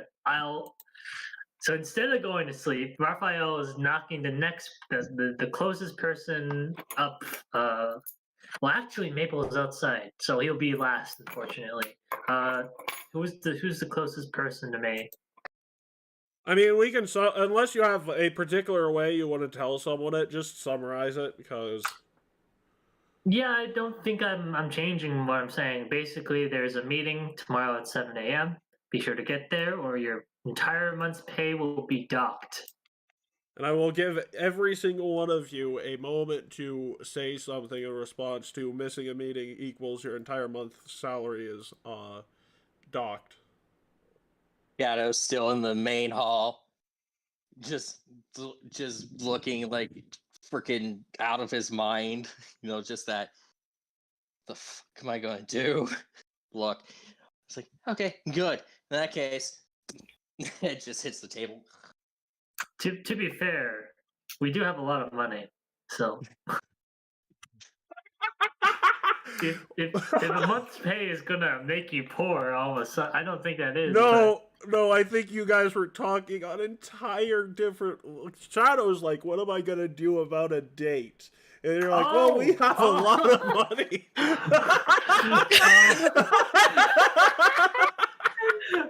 No, Shadow has straight up been he stayed in the main hall this entire time, trying to just go over and it's like... So he's in the meeting hall. So you were talking about a date, but I perceived it as, you can't meet up tomorrow. You have a lot of money. It's like, anyway, yes, I have the most amount of money in the entire party right now. And then he goes back into his unconscious state, sleeping at the table because panic. Panic spelled with a K. And then Maple is in tree form, so you're not entirely sure whether or not he hears you. But when has Maple ever been late? I mean, you're right, but also, I can't tell if he's sleeping. I still just like to imagine that trying to have all these conversations, meanwhile there's just a fox flying down the hallway every once in a while. Two of them, actually. I need to mention another thing. So one of the tertiary parties... items I allow as a class known as the Wanderer. And the Wanderer has a 20th level class feat that says, whenever you are necessary in a situation, you find a way to be there. And it says, if you have any way in which you can explain feasibly winding up on a separate continent, you can do that. But you can't go across planes unless you have a way to plane shift. I'm thinking to myself, what the fuck? That's broken! It's situational, but the entire world? The entire world. Including separate planets, because it doesn't say extra planetary travel, just extra dimensional travel is all it is. Yeah. Damn. So you can have someone from Galaria find their way somehow to a you can path, if fucking you're a star. powerful enough wanderer, you're basically Zoro from One Piece because you can just wind up anywhere. Wow. Wow. Oh, Cool. wait a second. Is that what he? So why did you bring him up, Matt? Why did I The bring one- him up? Why did I bring up the Wanderer? Because it's almost like one of the people I'll be introducing soon is going to be a Wanderer. Da da da. I mean, so the one set of third party I think did a really good job in the, at least what I've read. There's Samurai Sheepdog. There's 4 classes from that. I have a PDF I can share with you guys, but Samurai Sheepdog is interesting. And then Legendary Games has the Cartomancer. It has the Cartomancer is a fun class, and if your GM lets you play it, it is one of those things that I would recommend for the sheer hilarity of the situation. Then you have the Shaman, which it's weird because basically Paizo made something said in the realm of the Mammoth Lords where shamans are commonplace, but have not made the shaman class yet. Nor have they made clerics that look like shaman classes. And finally, they have the Wanderer, which is a mixture of samurai and gunslinger. Like, you know, they're the old Western samurai movie trope class. Wow. True. Nice. Samurai cowboy man. Yeah. With a sword and a gun. There are various different ones. They also made something called, I think it's the Emissary. It is the weakest class I've seen, including non-30 party classes. Wow. But that just proves to me that they care more about balance than anything else, because they made something, that isn't overpowered when they could have made it overpowered because they're a third party. So this is why I like Legendary Games, because they made something that's fun but isn't good. So they know how balance works. Seth will be back in a second, so I'll do my interaction also with him. hashtag not sponsored, because I'm not sponsored by Legendary Games. We just think highly of them. I just think highly of them. I also think highly of Samurai Sheepdog. Samurai. That's the name of their company. Oh. Anyways, I will let Seth do that retroactively. You all get to the meeting in the morning, unless one of you wants to play a game of high or low.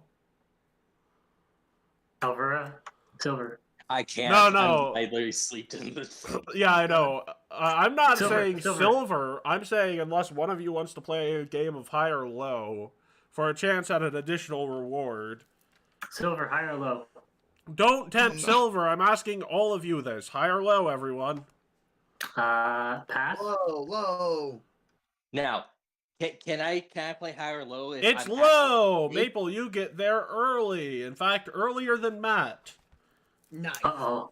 And you find me sleeping at the frickin' table. Matt, I have to DM you something real quick. I'm worried. Uh-oh. You know what? I'm just getting word from our favorite sponsor, the Silence Company. We'll be right back. We're going to take our second break today. Thank you, And here Silence comes Company. an ad from the wonderful Silence Company. And we'll see you in a bit.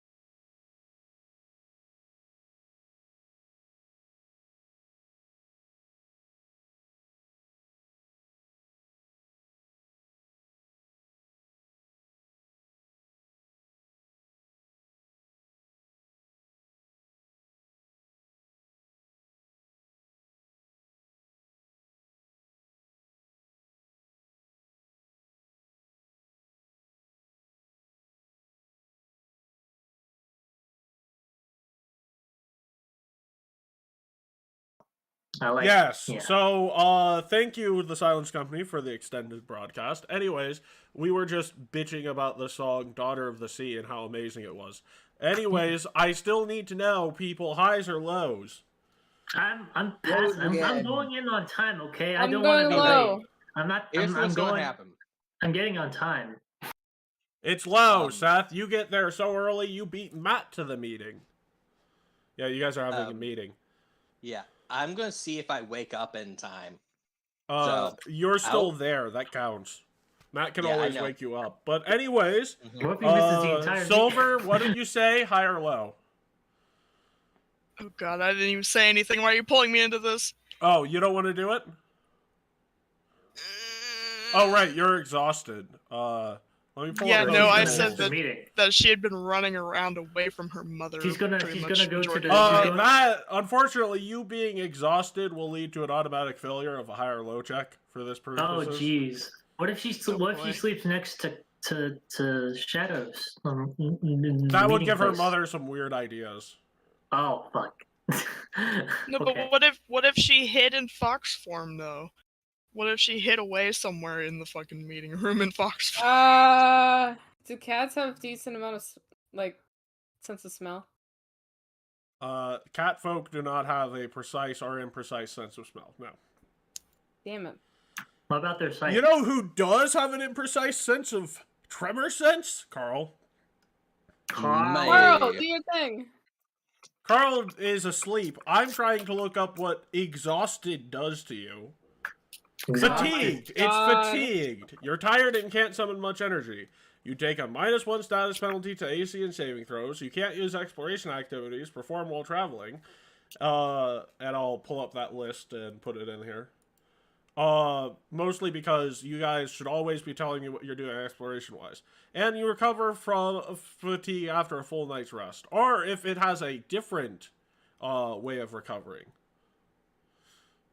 You should put the fatigued condition on yourself, Silver. Yes. Because someone decided to not just play along with their mother wanting to make them dressed all fancy. So know how to Matt put gets the condition in. on yourself? Matt, it's I can walk them through it very quickly. Okay, Silver. Underneath your hit points, there's a little thing that says conditions. Hit plus Yeah, on that no, I'm plus on sign it. there. Okay, And then there I you roughly should remember see. it. Then you should see fatigued, and you should apply it, and it should do that whole thing automatically. So Matt walks in, and he sees everyone here before him. Man, Silver and Shadow are asleep, but Shadow has his armor on, so that means he fell asleep here. And Matt's like, "Okay, everyone, time to wake up." This is like slamming the table. I have good news. You're all getting yeah. Bang, bang, bang, bang, bang. I've got good news for you all. And then meanwhile you hear like loud skittering under the table. Hey, no getting under the table. Get out from under the table, whoever did the skittering. Anyways, I've got good news for you all. Because Alvara's just like dragging herself out from under the table. In I have fox Why good are you news under for the you. table? Honestly, Alvara, turn into your hybrid form or humanoid form or whatever. We're in a meeting. This is unprofessional. It's gonna say she makes a little noise and then just flops over again. And I expect the leadership of my mercenary company to act professional. All right. So she yeah. she we got some- eventually switches like, I was up majority of the night because of my mother. So I have good news for all of you. And depending upon your reaction, bad news for all of you.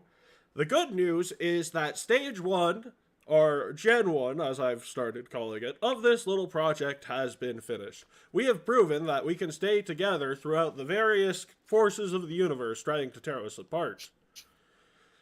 And as such, we have been given additional funding by the nation of, well, actually, by the Taldane Federation, and rather than being a mercenary company with no continuous contract keeping us to one goal, we have a continuous contract with the Taldane Federation as its main force.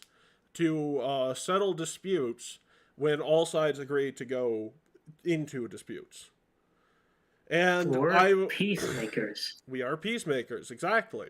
And as such, that means you all have new titles and new promotions.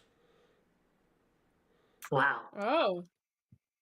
So, Raphael, or should I say Major General Raphael Maximus, leader of Raphael's Armory, your own unique faction centered around the creation and manufacturing of arms, as well as the innovation of weapons, magic, and whatever else could be of use to our organization, and procurer of ancient goods. Essentially, your job is weapons development, weapons salvage, and weapons testing. I go up, I do a quick salute, and I say thank you. Sit Clap, back clap, down. clap, We're clap, not clap, quite done yet. I was trying to clap. Yes, everyone. Next up, let's see. The only one who was clapping was Seth. No, I would Matt. clap more. Matt but gives I you don't Matt gives you a little medal of dignifying your rank. Next Hey. up, Maple and Shadow, or should I say Colonels Maple and Shadow. Colonel. All right. You are Oh. the co-leaders of a organization called Faith's Fated Guide. Essentially, the more religious-oriented members of the group will be working underneath you as healers and dispute resolution experts. And also as potentially holy warriors and holy wars. Sounds about right. Clap, clap, clap, clap, clap, clap. Okay. Clap, clap, clap, clap, Hooray. clap, clapping. Woohoo! No suppression is on. I still look a little tired. But it's like, Next okay. up, Seth, or should I say Major General Seth. Yay! Claps for myself. Leader I of like the it. Explorer's Oath. Your organization is built around espionage, stealth operations, and scouting. We are going to be asking you to lead the group that we send into places first. As such, this comes with quite a degree of respect, I might add. You've done good. Keep it up. Thank you, clap, sir. clap, clap, clap, clap, clap, Clap, clap, clap, clap, clap, clap. Alvera, I'm not sure where you'd fall in terms of organizations, but Organization just kind of sets up, like, huh? What? but congratulations, Captain Alvera. Is that what we're doing today? Yes, promotions. And then I'm sending all those of you who haven't found dates up with dates, but promotions and bonuses first. I'll have you know I have a date now. Congratulations. Anyways, I'm not done with promotions yet. Because she just kind of gives a thumbs up before she just kind of like it dries off again. clap, clap, clap. Clap, clap, clap. Let's see. No, actually, as far as today's session goes, he is done. So I was like, okay, well, thank you all for coming. As far as tomorrow's session, you learn of a couple other factions. And one of them was designed before I knew how against the name Carl would be. You have Lieutenant Colonel Doth, leader of the Puddle Walkers. oh, you course. bitch. Puddle Walker. Yeah. Generally they are like nature and they're like search and rescue guys, but they're really only search and rescue guys when other factions get involved to get them to do shit. Okay. Cause Clap, clap, clap, clap, clap. and then Clap, clap. you have General Gavilon, leader of the Gavilon gang, head of recruiting operations. Clap, clap. You have Captain Lucas Seaver. He is going to be one of the leaders of your little ships you're getting. Clap, clap, clap, clap, Clap, clap. clap, clap, clap, clap, clap. When when Lilia gets back, in other words, when Fritz gets back, they're a general and co-leader of the group faction known as Ambition, which is the original name of the bounty hunters Alexander led. Oh, bounty hunters. Wow, clap, clap, clap. Clap, clap, clap. And Clap, clap. let's see. You also see when Zara gets back, they'll be surprised to find out they're Colonel. Solo Colonel. Colonel Solo. Clap, clap, clap, clap, clap. But yeah, as far as any of the other people goes, I will point out that the wonderful character Bible has been updated to have ranks. That will be updated as people gain and lose them. I'm about to lose this rank so fast. Why would you lose this rank? You're competent. Matt shows areas where you're competent in. He even gave those amongst you who weren't that competent in any area, but excelled in a lot of them, really broad factions. That's where it all went wrong. I would also like to point out that this means outside of, you know, Fritz, the highest ranking member, aside from Matt, who has the title of General of the Army, is Seth and Gavilan. Which emphasizes that I am expecting this to go to a point where we get Gavilan back today. Not important. What is important is... Iron Fist is the only one else who's under me. All good. No, Gen 2. Oh, I'll switch over? Okay, go ahead. So Matt says, oh, one more thing. I would like to give you all a bonus for your participation so far to this point. And he hands you each a bag of gold that has 4,000 platinum in it. Oh, 4,000 platinum in it. That's a lot. And if you, that's if you have the rank of captain. If you have the rank of colonel, you have 4,500.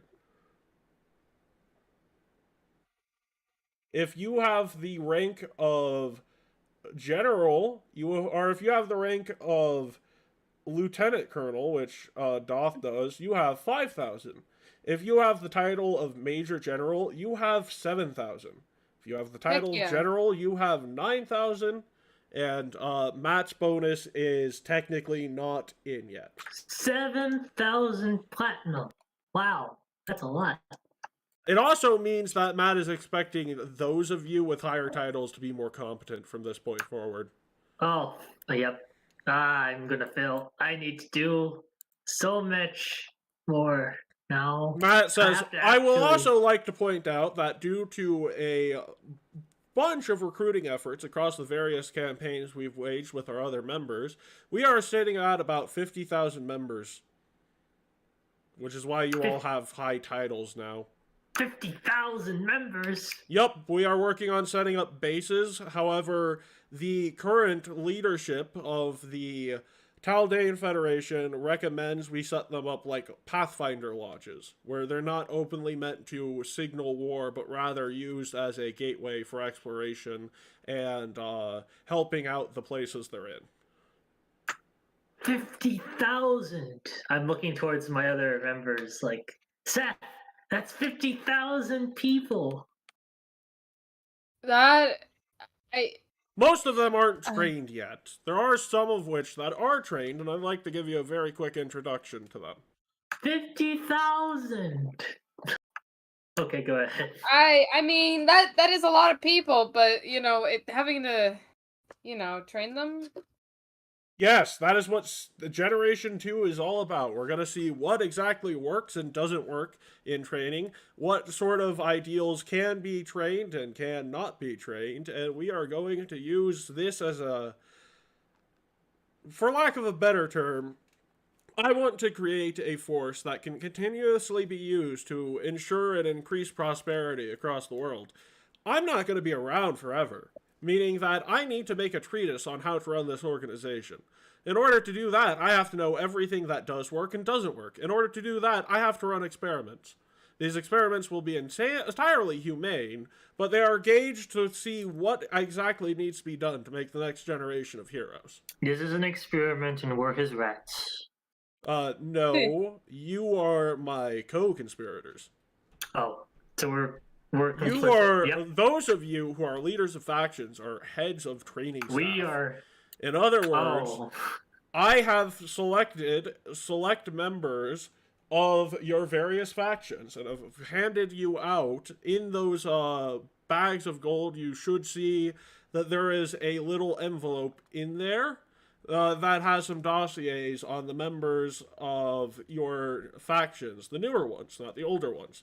The older ones are already taking care of training people, but I want you to understand some of the motivations behind people joining. So, out of the new members of your factions, please ask me about one of them, and we'll call it from there, and I'll give you more further briefing on a later point. let's. I'm looking through some people right now on my end. So. Oh, fun fact. Me and Graves run a faction known as the Pact of Steel and Waves, which is generally training for arms and magic.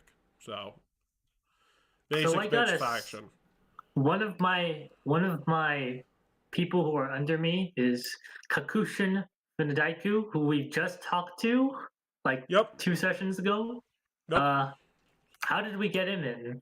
Oh, we pay him a salary, and he continually builds ships for us if we give him parts and wood and whatnot. Gotcha. So he is ready for field work, but he doesn't really need to do anything along that. He's mostly the guy who does our ship stuff.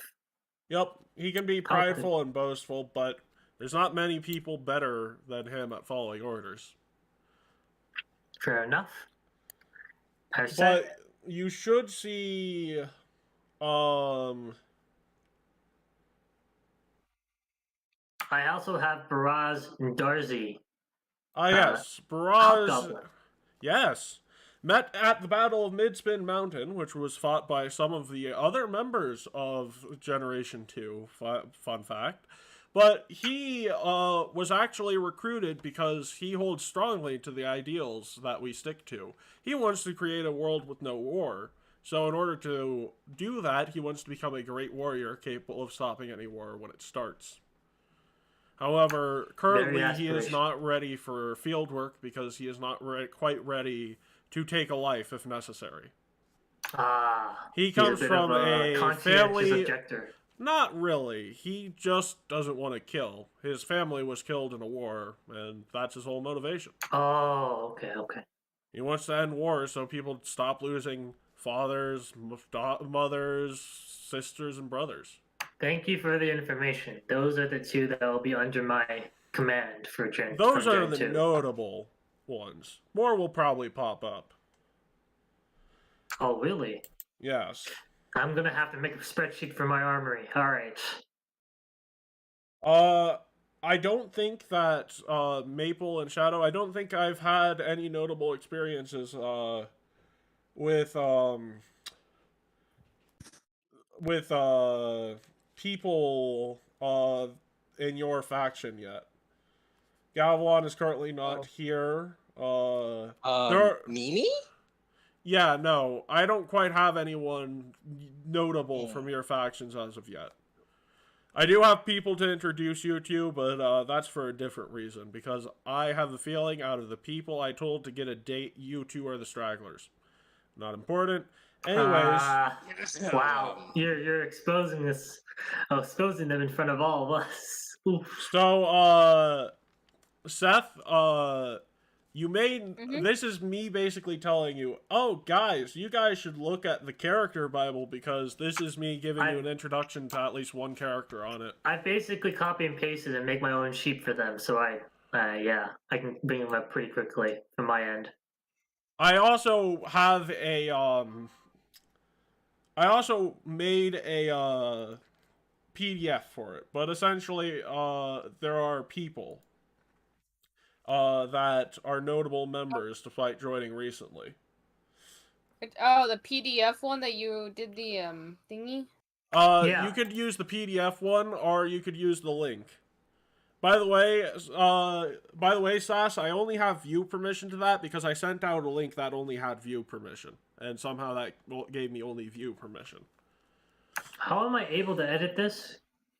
This is you set up this document, Sass. Fuck. 1 moment. I'm gonna have to revert. I gotta open this. You said it was. Oh yeah, you sent me the Google Doc. I forgot. Yep. That's right. But Sass, I need permissions to edit it again because I screwed myself out of editing permissions. Yeah. Oopsie daisy. Oopsie poopsie. Because I gave everyone a view-only copy of the permissions, and that made it so I only had view permission copies of the permissions. Somehow. What? Yeah, I have no idea how that worked, but yeah. 1 moment. I'm giving it back. Thank you. Because this is technically a document Sass made. And so this is you might notice that out of the common factions for Gen 2 so far are Pact of Steel and Waves, the Puddle Walkers, Raphael's Armory has more than a lot of you guys, and Gamelon Gang. Plus Explorer's Oath has a few members. Speaking of which, where is that pie graph? The pie graph? That? Yeah, the pie graph for that, because I'm looking at the PDF version specifically. Oh, there's no pie graph for Gen 2 yet. Oh, you mean for factions? Yeah. Factions aren't... factions may or may not change, so I haven't set a pie graph in motion for any of these yet. Okay. Because I'm just looking at it, I'm like, oh my god. Yes, Google Docs does better graphs than Excel. Yeah. Looks like it. Like, there's even a breakdown of alignments. Mm-hmm. Yep, breakdown of alignments. I think I've been making a little edits that I haven't noticed. So just for the sake, I made it restore back past to like 10:30. So the last edit you gave before I see that I made some edits today, so in case there's anything I messed up with. Oh, this is what I changed. There's a comma on my end, so I'm just gonna erase that comma where it's not needed. It's over in the gender section. That's it. That's all I edited. So okay. I'm giving that back to you. Yep. I'm guessing the second M is mixed. And... Because there's two, so I'm just like confused. Do you want me to give you? Can you give me your email, Matt? Or do you want me to just give you? Oh like, yeah, let me ask for permission. How? Yeah, like direct permission, so you don't have to like click a link instead. Just give me your email. DM it to me, and then I'll add you in. Are we still live? We are still live. Yes. Hello, everyone. Yeah. No. Why don't you send me a link because. Because I think I asked for permission already, Sass. How are you unable to take it then, huh? If you go under the share in the drop-down menu, it allows you to add permissions within the share area. Yeah, I can do that, but that means everyone's able to edit. The reason why I wanted his email specifically was that, okay, I will send you my email. Do not abuse this power, even though it's on the Warhorn. I'm joking. I'm joking. I actually have your passwords. I just needed your email. Thank you for your email. I'm going to hack into your account now. Yes, give me all your Pathfinder lore. I technically I do have a drive I can share with you for documents on Pathfinder lore. Listen. I know you've bragged about your hacking hack skills, Seth. So don't brag. Seth, what character piques your interest of the Explorer's Oath? Okay. Did I? Oh, I'm a dumbass. This is the wrong one. Is it? No, it's not. It's Gen 2. It's after the graphs. After the graphs? Yeah, so you see Gen 1 alignment, Gen 1 races, Gen 1 gender rates, Gen 1 classes, and Ice Peace Project Generation 2. Oh yeah, hold on. I gotta open this. The character Bible is a great way of me being like, oh yeah, here's some names. Choose. Yeah, if you know can you see where you find their alignment? Not alignment. Faction. Their faction. Yeah. I am gonna say this. A lot of the stuff isn't showing up on my end for the PDF, and I can't navigate. Yeah, Do you no. want to? Google Do you want Docs to version. put? Hold up, Matt. Do you want to put important notes after faction and current rank or before? Because that's. I will probably switch those Yeah. around later because Switch it's them not around, that yeah. hard to do. But for now, I'm gonna keep it that way. All good. If I ever Yeah. make a version I put out to the public, then I will definitely fix that. But Yeah, it'd be helpful for us because the readability in terms of like, oh, the important notes is here, and then you have to scroll more and more to get the faction and rank. Can be a bit, yeah. actually, here's I've been able to do that for my own. Go ahead. Yeah, sorry. Go ahead, Matt. I can't remember how to move those around now that I'm thinking about it. I've done it. My. We'll do it after session. Oh, Gen 2. Oh, that's how that works. Okay, Gen 2. Yeah, I Gotcha, can't even do it. So sucks for me. Select the rows Anyways, or columns continuing above at on. the top of the. Okay, one moment. It'll be here. Then.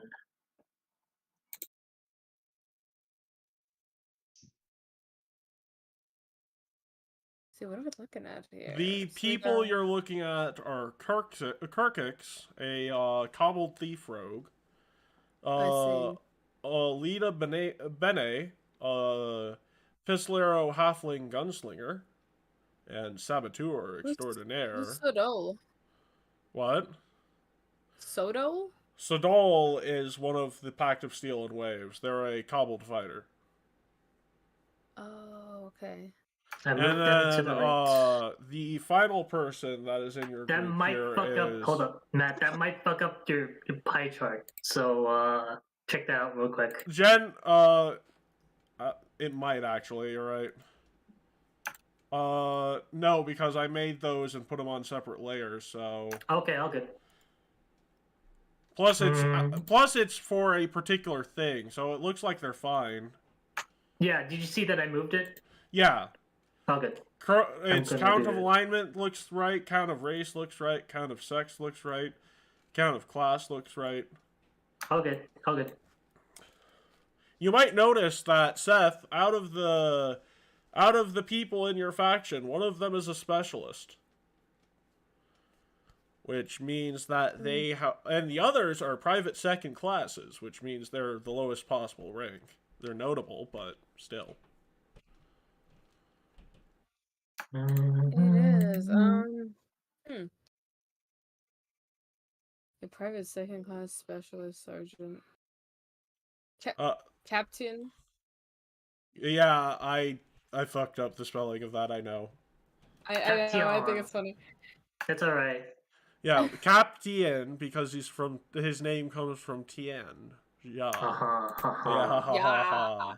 Anyways, which one of those people looks interesting to you, Seth? That's in your group. Yes, the Explorer's Oath. That is Specialist Alita Benes, Private Second Classes Susanoo Fujimoto, and Kirkix. I want to say the What's the Susano one? Matt just says, "Oh, him. He's on a wide leash. He's a bit of a prankster. He's Venara. You know, monkey people." Oh, I see. Monkey see, monkey do. You know what? The amount of people with your list is pretty short, so I'll go over them. The slave trade in Taldor has been stopped because I secretly hired Alita to sabotage ships. based. Oh. I was not legally allowed to do so even as an emperor. So Who cares? That does not leave Good this job. room. Of course. Also, she managed to steal their charts, so we know which way slavers tend to head past Andoran, and with the new laws in Andoran, that means that she's basically made it so that Sheliax is only getting slaves from the eastern ports of the Mwangi Expanse. Because they have no access anywhere else, because Andoran gets to raid any slave ships heading towards Sheliax if they can get to them, and, well, we know their routes. Olitas was a former member of the Steel Falcons, but was canned for being a bit too gung-ho on freeing her enslaved brethren of halflings. Oh, I understand. Okay. Yep. Good What hearts. about this, Kirkix? He's Kobold of the Sewer Goblin, or of the Sewer Dragons. You know, Solo's tribe got really impressed by the amount of money Solo made by adventuring, so we send recruiters down there every once in a while, and they tend to give us pretty good results. Scout and good knowledge of the world. In particular, Kirkix is... Oh, wait, no. Kirkix... Sorry, I'm thinking of Sodal. Sodal is a member of the Sewer Dragons. You remember where this journey started? Yes. Oh. Kirkix was kicked out by the kobolds of his hometown, which are that particular group of kobolds. Oh. Aww. So he was born with too much ambition, and the leader of the goblins and kobolds we killed kicked him out. So I have set him down in a route of trying to become one of the best spies and scouts in your organization, and he seems to be taking to it like a fish to water.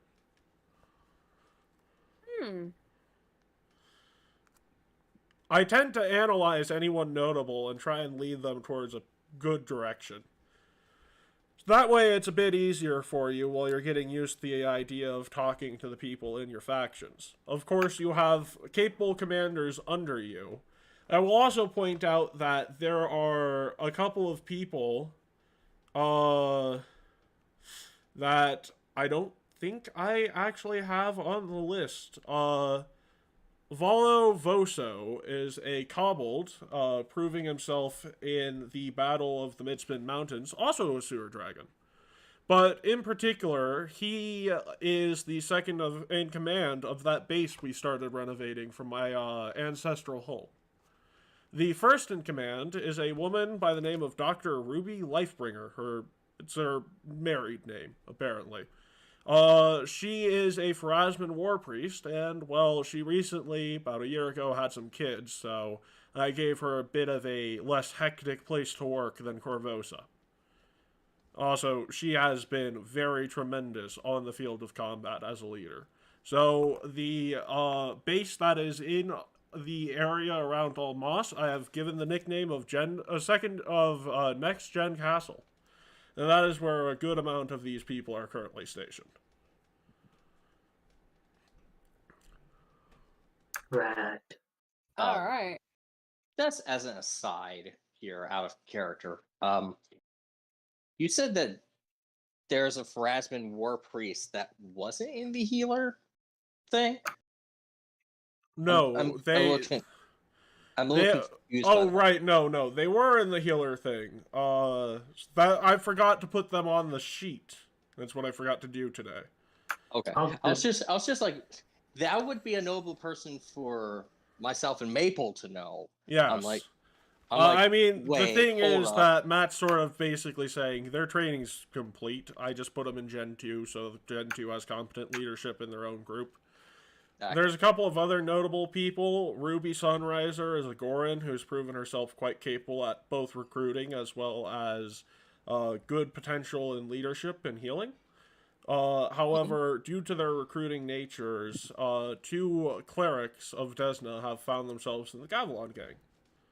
Oh, that's fine. Great. That's why I was waiting to see. It's like, it sounds like they'd be a good fit over there. So I'm assuming they're really good at what they do in the other one, just like the 2 clerics of Death Knot. Well, So, Ruby I was just Sunriser has recruited several other members of Yeah. the group. So, Yeah. that being said, I believe the time has come to play Matchmaker. God damn it. Matchmaker, make me a match. So, we are match. going to be playing this as a little bit of a game show. I am making a mockery out of your inability to find a date, as a way to make your recruits a bit humored at your expense. Oh, Ah, God. Have losers. fun. Take care. So, Can I just Shadow, step into you're the up shadows first. here real quick? God damn. Shadow, you're up first. Take the spotlight. And as you see, Matt steps aside, and like he pulls down a little latch, and a spontaneous spotlight appears on you. Uh-oh. Is that literally holding his hand to light to like keep it out of his eyes? Like, that really necessary? Yes! Oh. Introducing your first potential match. You're none other than the great Abishola! Come on down! Oh, God. Yeah, no, Matt is basically making a mockery of this because, god damn it. You It's are like- charisma. Caster. Yes, is I a- am charisma. Abishola is a human class. Matt, you do realize I've had no dating experience. None of this. There's a reason why Melody gave me that fucking book. Here Abishola. is Abishola. Abishola is a laughing shadow magic I'm just human. like, you do realize I don't. Yes, I can this is speak. Abishola. Perfection is the explorer's oath, a corporal, and her important notes are intelligent and stealthy, and a Magambian know, I'm student. looking. Yeah, I just know, I'm want looking. to say for the audience. Yes. Good idea. In particular, Abishola likes long walks in the forest, calm, relaxing nights reading books, and most importantly, being with people less experienced in the field of life and love. You gotta. What is she? I What is? look How at is you she? at that. I'm like, When you introduce her, Matt, what is she looking? What is she? What's on her face right now? What is? No, she she like? hasn't walked in yet. Okay. Yeah, that's the joke. Anyways, Okay. Abishola, will you please enter? And she enters, she's like, why am I doing this? And he's like, I believe you're contractually obligated. And she's like, you're not congratulated. and she's like, what do you mean? Well, as one of the spy masters in my service, she's like, okay, fine. And she sits down. It's like freaking Xiao's just burying his head in the fucking table, like just This is the Looney most Tunes style, just head embarrassing- straight through table. Let them embarrass themselves. And she says to you, why are you so annoyed? I just have to ask you some questions about your recent habits and activities. Oh, if that's it, that's fine. What did you I'm like- think was going on? And Matt literally glares daggers at you and like gives you like the don't say anything. Like he's basically brought these people in to have a conversation with you without them knowing the true purpose behind the conversation. And Xiao's like, are you serious? just that like, Matt, are you seriously saying you didn't tell them? Oh God. Oh no. Just that sudden realization of they're getting played. They're getting played hard. No, they're having conversations because Matt's trying to play matchmaker, but he wants to give you Try to strike wingmen. up a conversation. I get that, but at the same time, it's like just that look of, but I'm a paladin. I can't lie. You're not lying. You're just not saying anything about the situation. Just try it. Just try it. Hey, Carl, listen to me. A lie of omission doesn't count. Yeah, that's what I was just like. Okay, just glance down at the ring. It's like it's not going. Okay. Oh, okay. Weren't you the person that recruited me back in the Magambia? I believe so. Yeah. Ah, it's good to see you again, Shadow. Tell me, how have you been? Just gives that like freaking expression of internal screaming.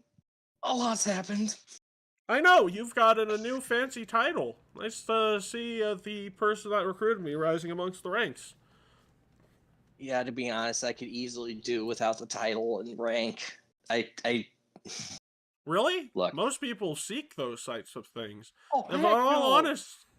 I already have a title in the freaking Promise Military, and it ain't a good one.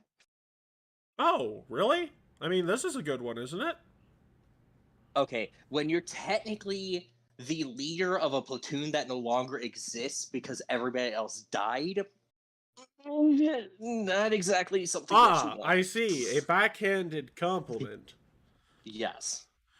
You And know, I'm not even sure if the Promise Military actually knows they don't exist anymore. Speaking of which, Matt, we need to talk about that.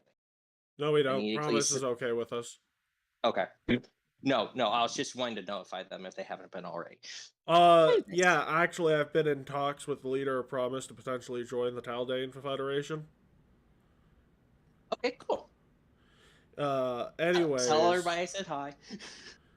Yeah, talks are going decent, but not decent enough that I can go to Promise yet. Anyways, Abishola looks at you and is like, so, how do you feel about pranks? Depends on the kind of prank. Oh, well, you see, I am technically the future spy master of, the noble family of Natumbu, which technically is now the Duchess consorts of the Emperor and Empress of Daldor. Funny how that works. So, I got this title because I had a bit of a penchant for pulling pranks when I was in the Magambia, and found my way into a place that, theoretically speaking, no normal person should have been able to get into, and put a centipede, a non-poisonous, non-lethal centipede that was dead, into a piece of dough, baked it, and the Emperor bit into it. Or the king bit into it, and he found it so hilarious he wanted to know who was responsible for said prank. And then he offered me a job that I wasn't entirely sure about taking. Which is sort of why I was looking for work outside of the Magambia, because, well, the minute I graduated, I was going to start working as a spy master. And Okay, fair. And also, what made you choose a centipede? Well, you see, I heard in another country, feeding someone a centipede was a euphemism for, putting a dick in their mouth. And I thought it would be hilarious. Okay. Because he also knew that euphemism. He was just there on a diplomatic meeting. It did not go well, so I figured I'd lighten up his mood with a joke. And, thought I might have gotten hanged for it, but instead I got a promotion. Well, it seems like you did the right prank at the right time, rather than a bad prank, so... Well, yeah, but at the same time, I didn't know a paladin like yourself would find that to be, acceptable.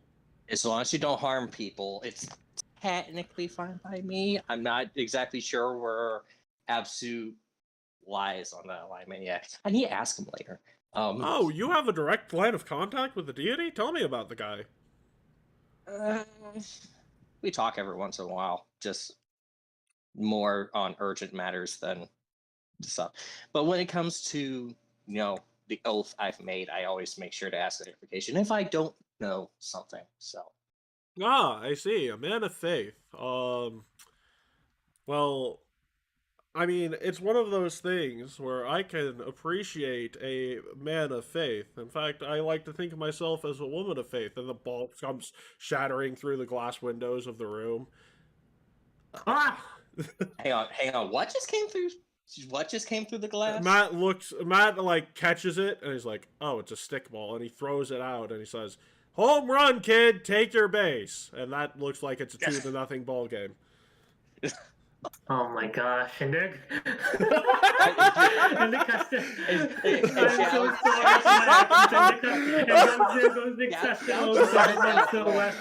But listen to me.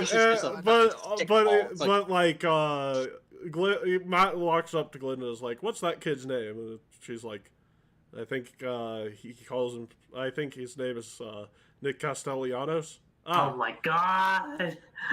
This is like the third window he's broken in the middle of a meeting, by the way. I see.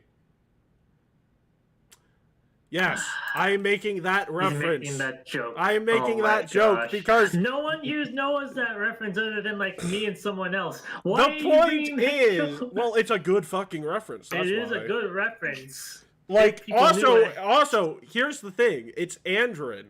So, Andrin's pastime is legitimately called stickball, and it's baseball, but prehistoric. They should try basketball. But yeah, okay. Stickball. All right. And there goes Nick with the deep. That's So, why I will the explain me this thing. joke for the purposes of those who aren't aware. Go Nick ahead, Castellanos fucking hell. has a horrible reputation of hitting home runs in moments that are the worst timing for them. So, Every like, single time there's like an announcement on the stream, like, "Oh, here goes this veteran," or like, "Oh, this announcer is announcing that he's sorry for a mistake he said," or someone is celebrating someone's death. He says, "Yada yada yada." I like to apologize, and there goes a drive into deep left field by Castellanos, and that'll be a home run, so that'll make it a 2-0 ball game. he was Every fired single after time. that broadcast. But it was his best broadcast ever. But yeah, literally there was a tweet, an automatic tweet that went out, and it was literally underneath a feed of an A's pitcher getting hit by a baseball and needing to go to the Oh my hospital. And it's gosh. Nick Castellanos hits home run number 26 or something. he just has that penchant for that. It's so natural in the community at this point that it's yeah. So I was thinking like he was just constantly hitting baseball straight into like the no. He just elite hits home areas and, like, runs. smashing through the glass up there. No, he was just hitting home runs in the worst case scenarios, Yes. like in the middle of conversation. So Abishul says, anyways, I'm a worshiper of Shaylin, actually. Oh, really? Yes. Do you know anything about Shaylin? Religion check. Yeah, that sounds like a religion check that if you don't nat one, you should get. Yeah, it's just like, just to make sure, because off the top of my head, I don't. Therefore, I will have my character say. Roll snake eyes. Roll snake eyes. So, I almost rolled Shaylin. double once. So, fun fact, Shaylin is also the deity of Aurora, which explains some things. Yeah. But Shaylin has two notable characteristics. One, she is she is the matron deity of the arts, performers, and oddly enough, she has a weird edict on never accepting surrender unless it saves lives, leads to a greater victory, or leads to better art. So Shaylin is the never say die, or never bow down. Never surrender. Oh. But Never on top back of down, that, deity. she is also, well, she's the never back down unless it leads to something better. She is also in a polyamorous relationship with Desna and Sarenrae. Shaylin. Yep. And she is that the whole deity of conversation from beauty. yesterday. She is the deity of beauty, by the way. The most beautiful of the gods. Wow. Are you the most beautiful, man? No wonder those two are fighting over her. Fighting is that- over her? I No, thought they it was, are like, in a accepted. consensual 3-partner relationship. Yes. Apparently, our deities do not get jealous over one another. At least these three. Maybe the others get jealous over one another. So I don't know. Let's be honest. Technically probably. speaking, there are jokes that Caden Kalian became a god because he wanted to actually get in that mess of a relationship. Oh, you wanted to home wreck In other words, he things. wanted to make a 4-way. Yep. I Anyways, get it that you wanted to be in it too. it Wait, is what? the 3 most beautiful deities in Seth, Pathfinder. this is Pathfinder. Yeah. This isn't Matt. This is Pathfinder. This is Paizo. This is You have to talk to Paizo them. lore. I know, but I'm saying like Matt probably wants a piece of pie of that. You know what I mean? Oh, Matt himself. Okay.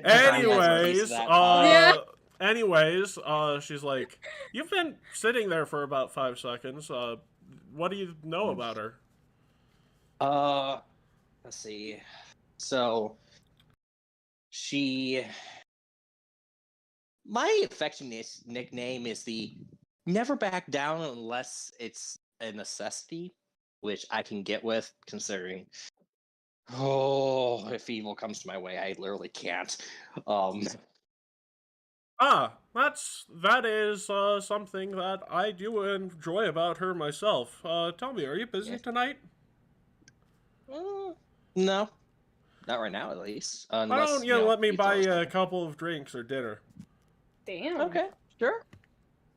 I'm nudging Going Matt at at this third point. base already. I'm nudging God. Matt at this point. When do you want to, get to Maple? It sounds like this one's locked in. Yep. So Abishola, you are dismissed. Aye, aye, and she salutes and leaves. Anyways, Maple, how do you like them? Fruitful. Yeah, I heard Okay. it. Fruitful. Okay. In what context, sir? Because there's a lot So, of... fruitful, you mean sweet and charming? Dealer's choice. I'll Ooh. make it terrible, I promise. Don't Oh, make come it on. terrible. You're not going to be Oh, that God. bad. Welcome in, Ruby Sunriser. She Doo-doo. likes photosynthesizing, long walks in the forest, and randomly inviting people to join the mercenary organization. Just like me. Yeah, and you have a Those are weird yet convenient. weird track record with likes. them. You have a photosynthesizing girlfriend, okay? That's perfect for you. Oh, is she Well, is she not only that, hold but on. She's a also Goron. long walks in full Yeah, forest. she's a Goron. Okay, gotcha. So, let me pull up the wonderful, She is a cloistered cleric of Desna, yep. part of the Gavilan gang, a sergeant of the Gavilan gang. her And the notes- only sergeant of Generation 2. Yeah. She is Damn. a strong healer and first recruiter of Gen 2. Wise beyond her years and great potential of leadership. Shares strongly with the ideals of the Ice Peace organization. So let's see how you do it, Maple. Let me Alright. pop it up for everyone. Or is it Control Z or is it Shift Z? I think it's Shift Z. Wait, what are you doing? There you go. Oh, that's Yeah. what she looks like. Yep. Okay, With why the ruby hell am I hair. not getting those? I Are didn't get you either. in of them. Her basically, it's there's she has basically like plant viney. It's hard to do textures on these miniatures, but basically, Carl, are you on the player? think or of are you think GM?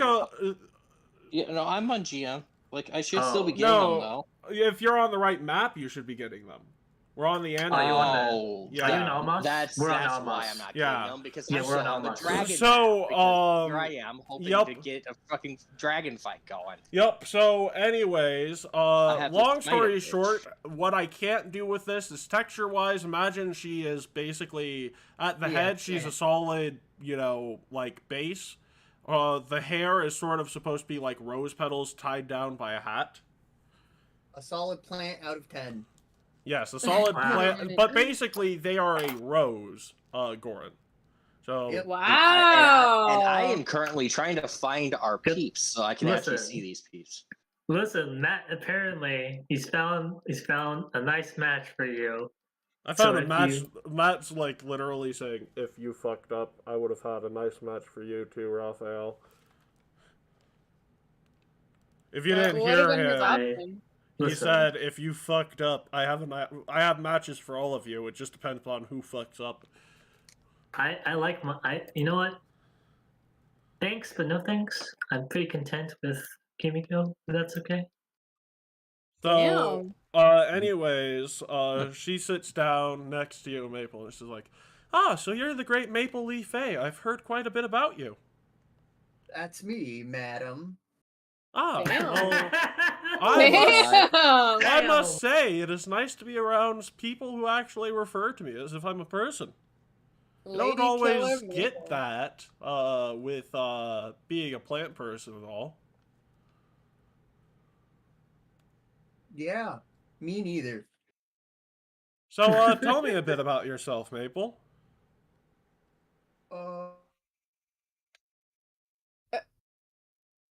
Oh no! Oh no!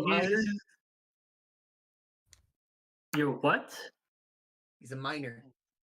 What? No, you're not a minor, because all Leshies are born as fully grown adults. Maple, talk about your son.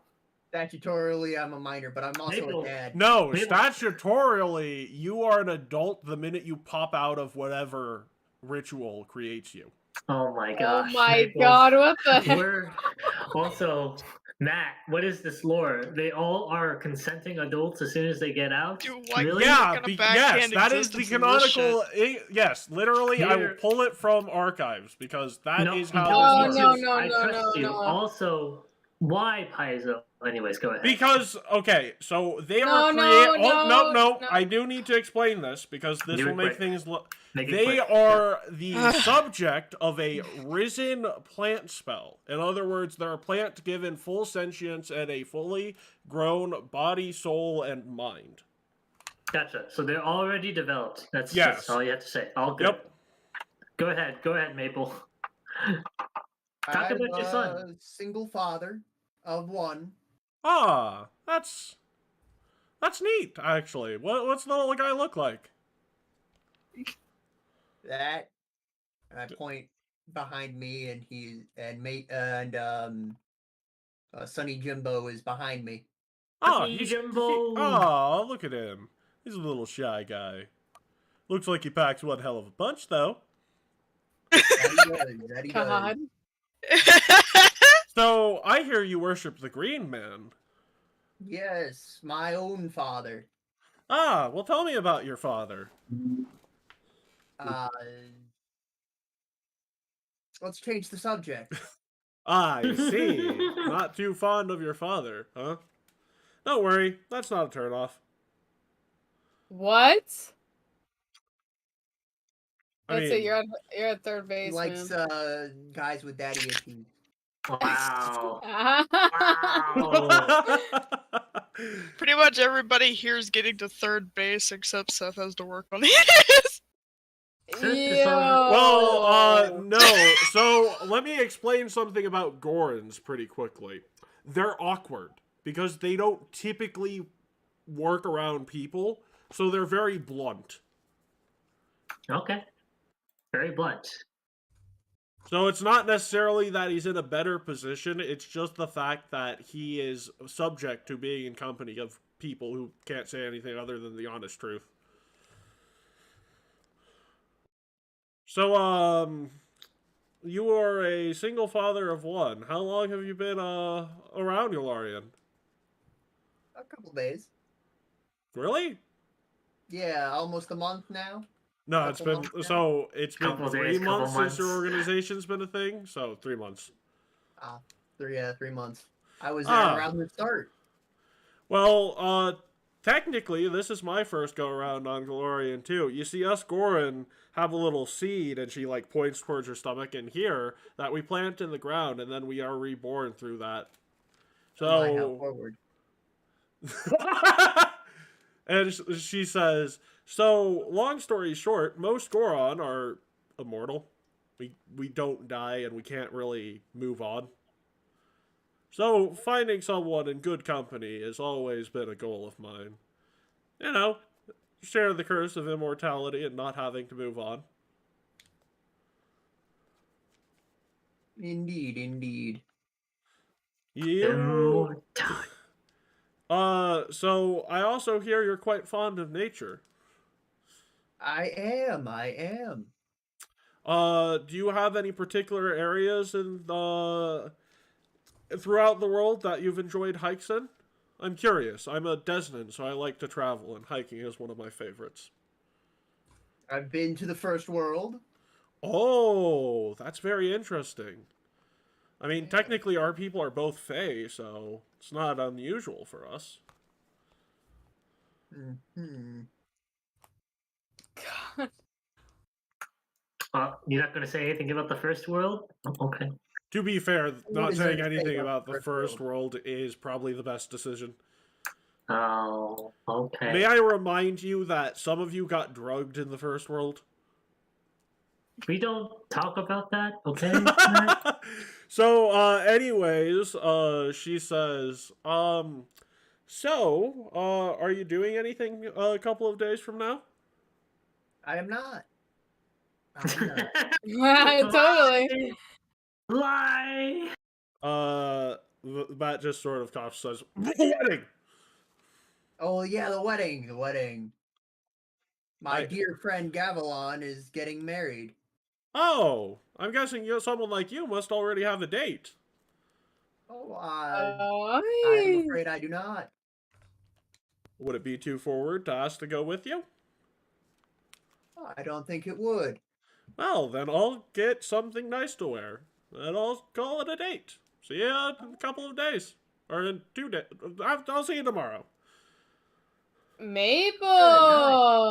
Damn.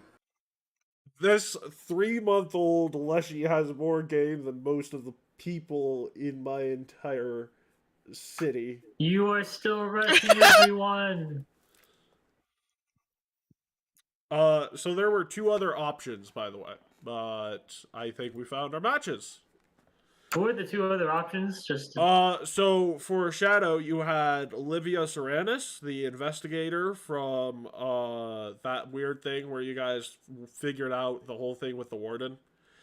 Chelsea Ocean, who is She's a person of Aquanet. Wow. yes, so is Olivia Serenis, by the way. And for Maple, you had Ashley Planewalker, who is a Goran wanderer. In other words, they are a Ronin, particularly, so they're a samurai build wanderer. Yo, you could have gone a samurai. And then you have Emerald Rootborn, who is a plant and wave druid. Plant and wave druid. But they're the hardest sell, believe it or not. Well, why so? Well, they're not really interested in other plant people. Damn. They're into that. So we do have a couple more things to do, but I believe we are due for our next advertisement from the Silence Company, so we will be right back. Take care.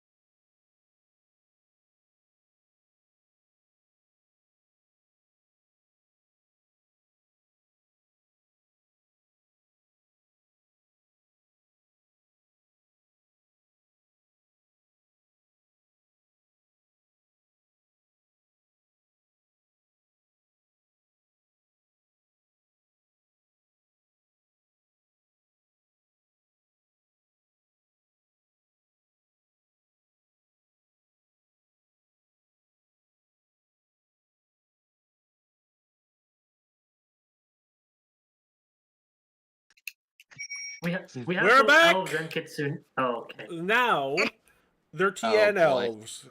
Man, they're different.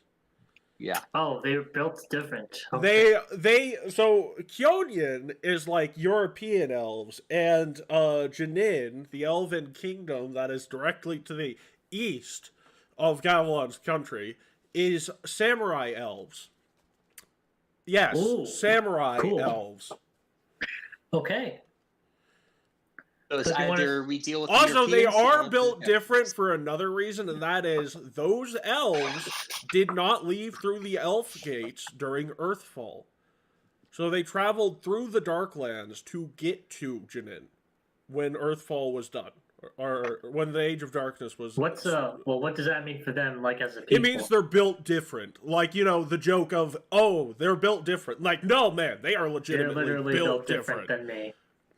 You know, Like- I'm curious about their ways, but if you guys want to head to Kitsune land, Yes, because you okay, have a sure. cultural interpreter in Alvera. All right, Albert just kind of like wakes up for a brief moment, like, Alvera. Yeah, you the are reason we're doing Kitsune. this first is because you guys made a horrible mistake and you're going to deal with it. What did we do? Alvera is more of an Afridi than a Kitsune. These are like TN Kitsune, and Alvera is not a TN Kitsune. I was more referring to This- but- Oh my god, it's a fairy! What the That fuck? is... Shut up, Seth. I mean, that's very furry outfit. Yeah. That is Hinata Higashi. Hinata What kind of Higashi. Naruto bullshit is this? I love It's a- the freaking. These solar are pulses. TN Kitsune. So They're yeah, TN Kitsune. yeah, Everything that's- sounds like a name from Naruto or some Everything- anime. Everything. So will I sound did like not an fill out anime. this sheet because it's not relevant anymore. But they are Oh. a thaumaturge. Oh, cool. And they are on Thaumaturge. your level in terms of power. So, Damn. and then you have their what appears to be some sort of loving relationship, Hotaru Hirano. Another Otaru, you know. So, I'll go kill myself. Zero no Otaru. Thank you very much. anyways, all that being Best name for said, first. these two, according to Glinda, and Glinda was right, were staying at an inn known as the Winking Politician. Oh my Oh. god. Very subtle. Thank you. Thanks, Joe Biden. Thanks, Joe Biden. The Winking Politician is in the district of Almas that is particularly near the actual like Point it at a map, and I'll point it out. So this map doesn't actually give me districts because it's in the Damn. district with the capital of Andron, so probably closer to Okay. the church. Closer to the church. Okay. Which is in the southeast side of the map. Yes. Yeah. If you just put that, I would just like put a box. You know, winking Well, politician. The Somewhere in Winking there. Politician has a nickname that you can roll a society check for because I'm not giving it to you for free. Oh, fun. I will Oh, what's the do this. DC? It is a DC 30 society check. Oh, that's something I Oh. could pull off. This is gonna be. If I Yeah. can get my. I need character a sheet I back need up. a good roll though. So here we go. I will also point out that without knowing the nickname of this place, this is where Matt stayed when he was here for a day before meeting I'm all of gonna you guys. I'm gonna try a hero point and let's try this again. I just failed. Ammo. Ah, yes. Yay! Woohoo! 31. Affairs Anonymous. Affairs. Well, yeah, okay. Oh god. I Yep. forgot about that. Affairs. They have affairs.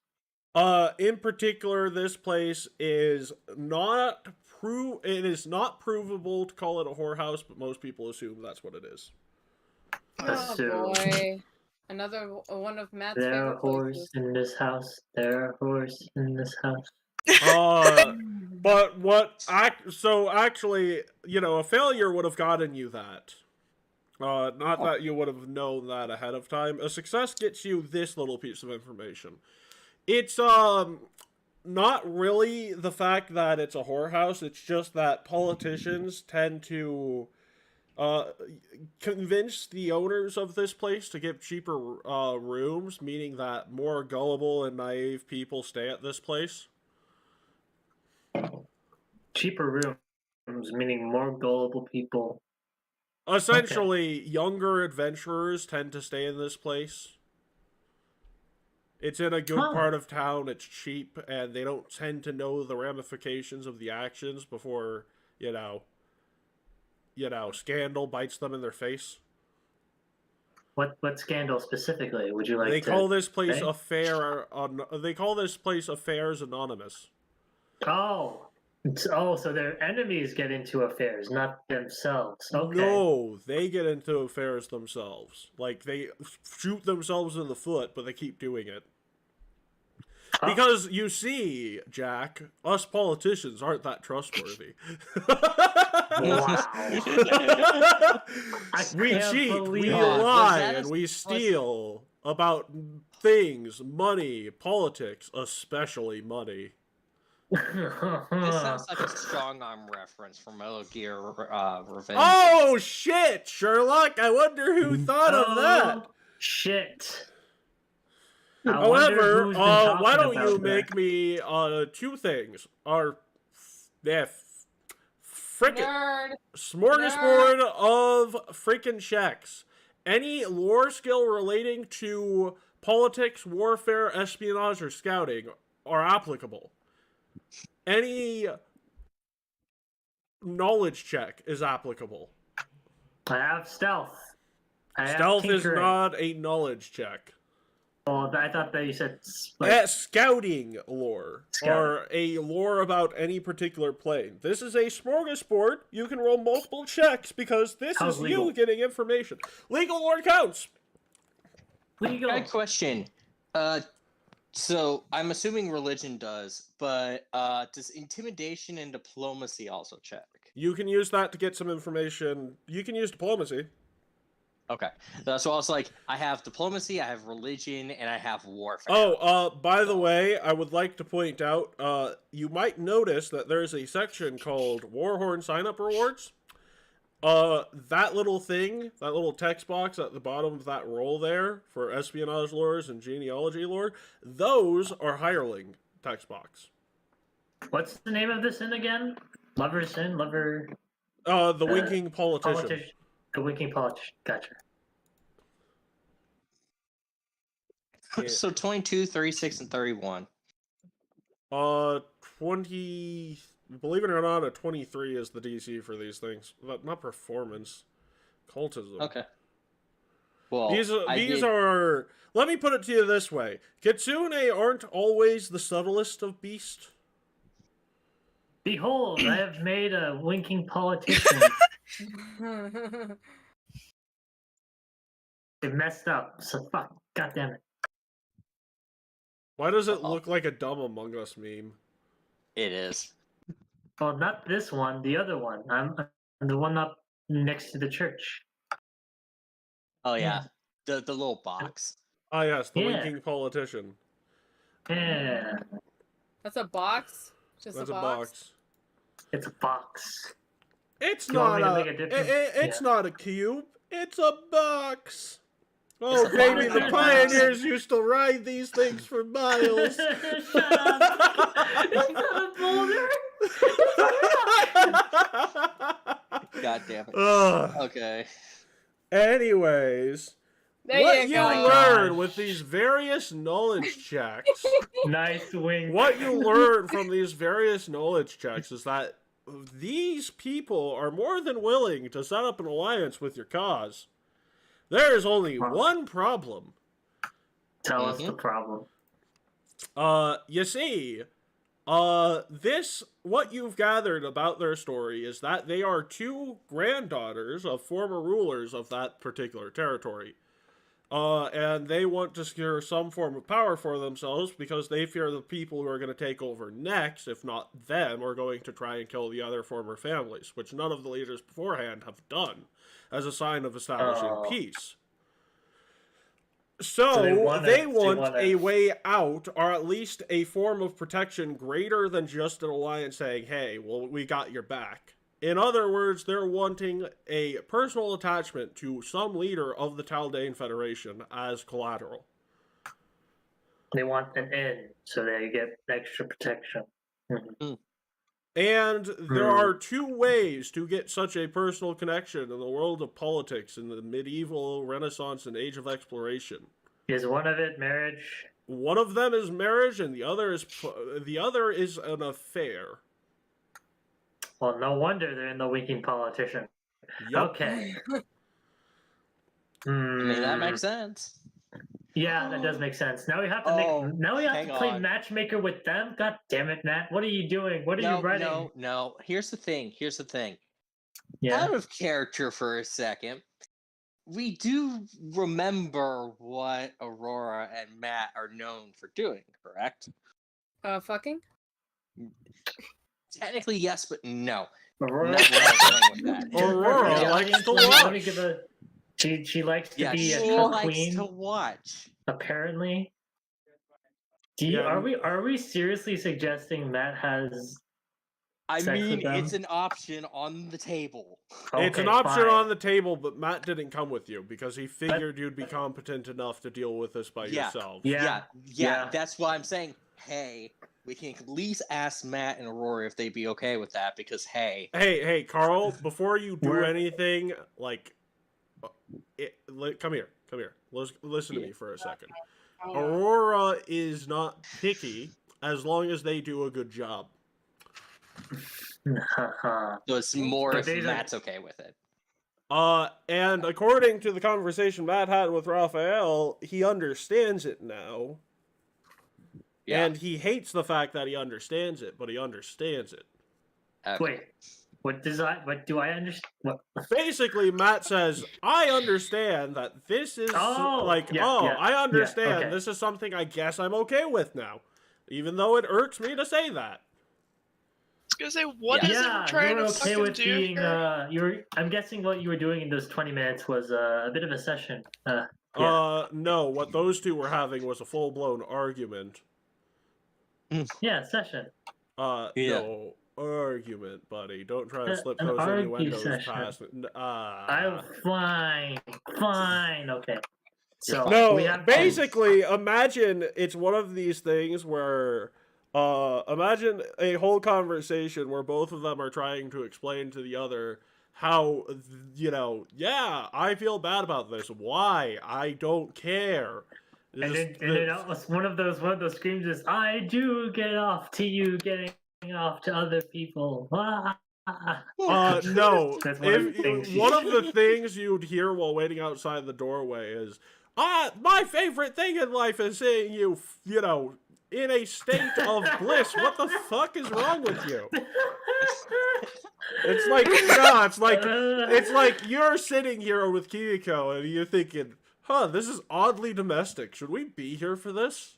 That was 20 minutes of just 20 minutes of people lovers arguing. chatting. People arguing over the current status of their relationship, with Matt begrudgingly accepting his being lot in a life. queen. Yep. Yeah. Anyways, back to the task Well, at hand. that is now definitely on the table. That is on the table. That's one of the things on the table, but we don't have to resort to that. What we can do is these two want affairs. What is it we're trying to figure out with this? Okay, it's basically they want to either be married to someone within the Taldane Federation higher ups, or they want to have an affair with them so they have some sort of connection to fall back on should the ruling house that would take place of Gavilan's family at some point or another They try want to kill them. collateral. Yes, technically collateral we have is... I'm kidding. Collateral in the form of a relationship which can be bought by marriage or by an affair. Yes. Essentially, they want power over someone high up in the Federation. We need to look through the character Bible. I'm looking through it right now. You guys think of it up a plan if you don't want to go along this There route. are other options other than that. It's just that's the easy sell. There are Not options only that- not only the easy sell, but the one that's most likely to happen. Well, I mean, here's another thing. I'm putting this in your realm. This is your decision. But there are other options. Think about your leader. Think about their main concern here is they want a assurance policy. They don't want to be left in the middle of a coup gone wrong. They fear that a simple alliance won't do the trick. In other words, that someone like they basically they fear that if they don't have that level of attachment, that level of collateral, then the alliance doesn't mean anything because they don't think the person who would be making the agreement, aka people like Matt and Aurora, would hold up their end of the bargain. So your options are putting Matt into yet another series of relationships, or trying to convince them that your leader is a stand-up person and will do his goddamn job. He is. We can try to find a way to convince them that what Matt says is a guarantee, and he doesn't go back against it. I will tell you that the first is the easier option because they are pretty stubborn.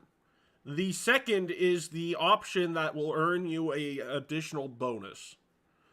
Listen, I'm getting the more that or to put it in the realm of society, the first option is easy and you get 1 treasure bundle. The second option gets you 3 treasure bundles.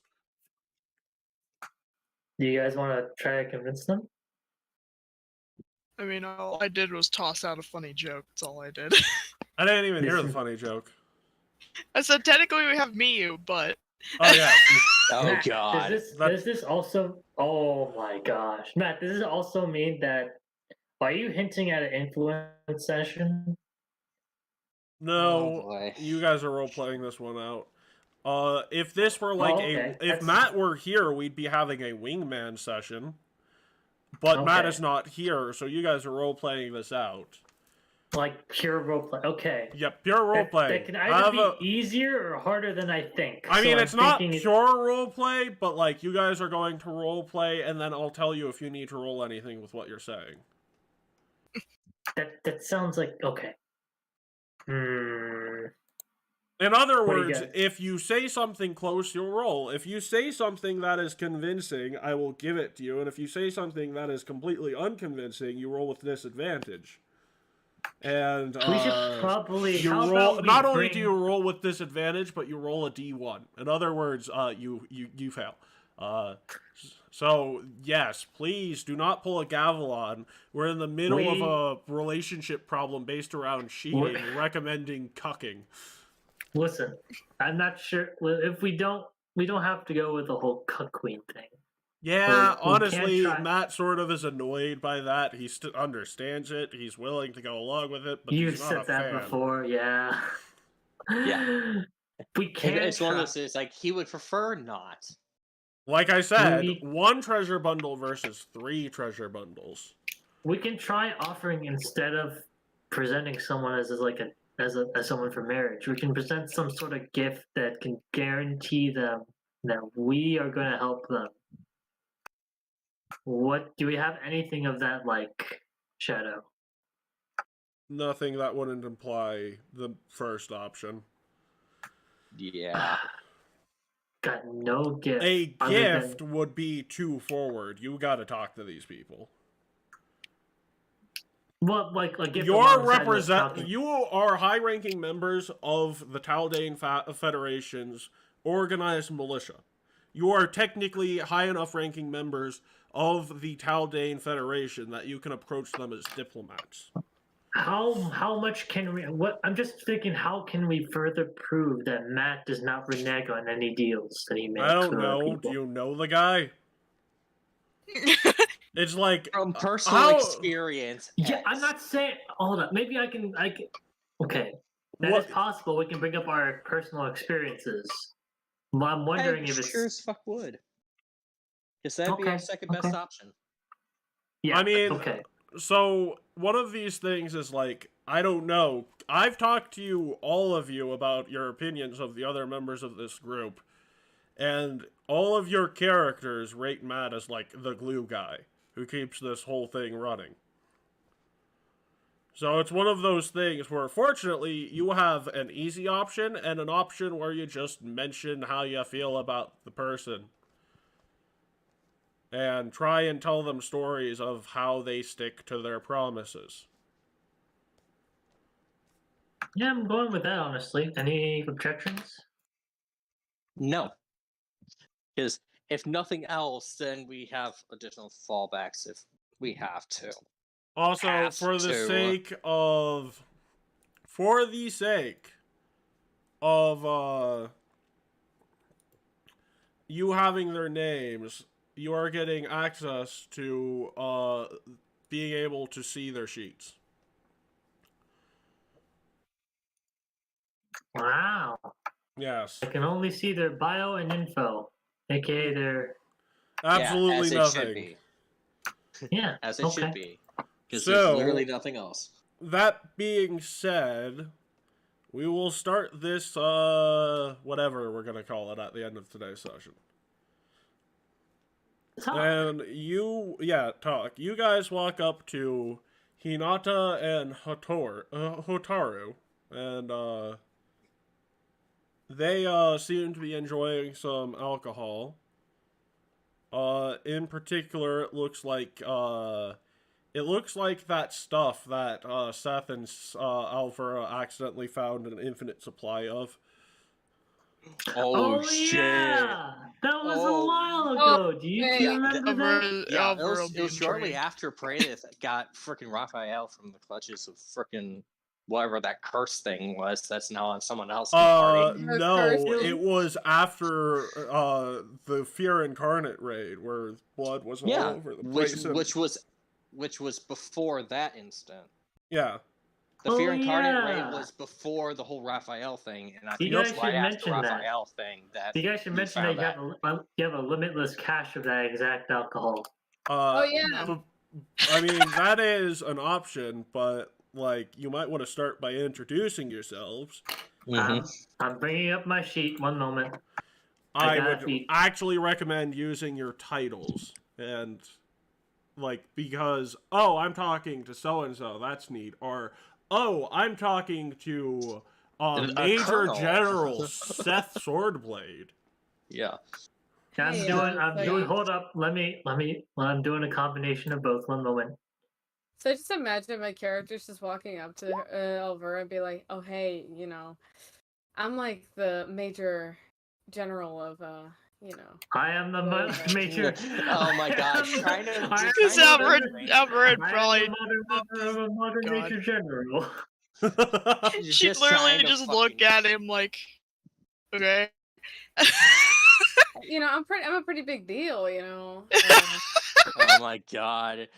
I'm gonna say this now. Seth, you notice the two people seem to take a bet on whether or not you get anywhere with that. I am the very model. Oh my god! I'm information, vegetable, animal, and mineral. I know the kings of Italy. Wait, was that shit character? Hold up a minute. I mean, I can do the character. It's one of those things where it's like a humble brag in front of someone. It's a way of introducing yourself without being snobby. While you're doing that, Raphael's like he goes through the whole noble something. He has the courtly graces, so he's doing all the royalty stuff. Like, greetings, I am Raphael. I am part of an Ice Peace organization. I have my own armory. I'm a major general, and I'd like to talk to you about the situation that is happening with us. The name of the country is a mouthful, but for the sake of you guys, I'm just going to say it one more time. It is... fuck it, I'm pulling up the wiki. Yeah. Oh my god. It's like, no, hear me out. It's a Latin name because it's Taldane in origin, which means... I am the very model of a modern major general. I know. I'm information, vegetable, So, animal, and mineral. it's one of these things where it's like, gosh dang it, this is the wiki, I'm pretty sure I pronounce it wrong every time I say it. if you type it out in chat, as someone who has taken Latin for 2 years, I could tell you how to spell it. It's Okay. close. A-M-A-N-A-N. So A-M as in manned. A-N as in Nancy. A-N as in Nancy. D-A-R. Okay, so hang on. So Yeah. let me see if I type this out right. Amanda It's Nendar. A-M-A-N-N-A. Before you do that, let me just put it in voice. Amanda Nendar. Amanda Nana. Man, Amanda. what the fuck? Amanda Nendar. Amanda. I Amanda. heard this is. I am a major general under Matt Magnum of the Ice Peace Organization. I've come to resolve certain events that have been going on over in Amanada. Amanada. No, it's a man and a dar. A man and a dar. A man in a dark. They look at you and they're like, "Don't worry, we don't know how to pronounce it either. We just call it. We just call it. God, what do we call it? Andar. Andar. We just call it Amon. All right, Amon. Amon it is. Anyways, My keep and I have come to Hotaru resolve, says, yeah. "Oh, I am Hotaru Hirano, and this is my lovely wife Hinata Higashi." I give a good handshake to both of them. Hello, how are you doing? And you say you're with the Emperor of Peace Kaldor. Organization. There's a couple of complications, but yeah, our leader is indeed the one what I believe is a Talador, the consort. Do we call side character? We call it consort of the freaking queen, right? Consort is the title given to someone who is married into the family. You are okay. Is it down through So in this particular instance, Taldor has different ranks for consorts. In the case of Matt and Aurora's relationship dynamic, Matt would be referred to as the Emperor Consort, and Aurora would be the Empress. Emperor. I keep forgetting. I keep forgetting that there's. However, there are also King and Queen consorts and Duke and Duchess consorts. But you are the queen. You are the King of Kings, essentially. I keep forgetting that you're the Emperor consort, not just the consort. However, Taldor also has this wonderful thing called Pater Familias, which means that most people drop the consort title and just call the Emperor Consort an Emperor, because it's disrespectful if he is the head of the household to call him a consort. Gotcha. So, yes, indeed. Our leader is indeed the Emperor of Taldor. I see. Well, we've put our feelers out as to what we want in return for any help we can give to you. So, you've come to negotiate. What is there to negotiate? We've come to namely negotiate that on part of our Emperor,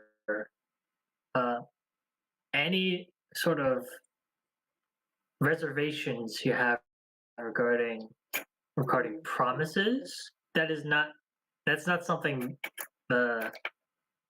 he doesn't renege ever promise in terms of keeping his oaths to people.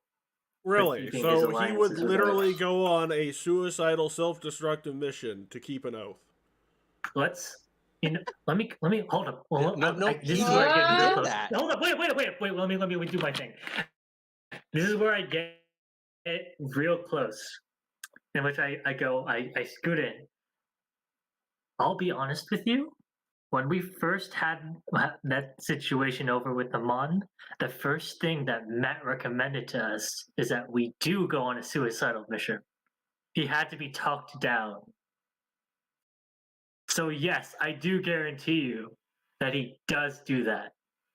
He will go on a suicidal mission for you. But he won't,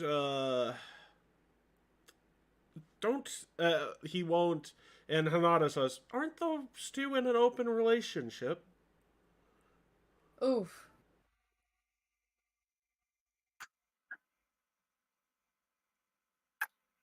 Okay. We're just kinda regarding groans in the both my background. emperor and empress, their relationship is sort of complicated.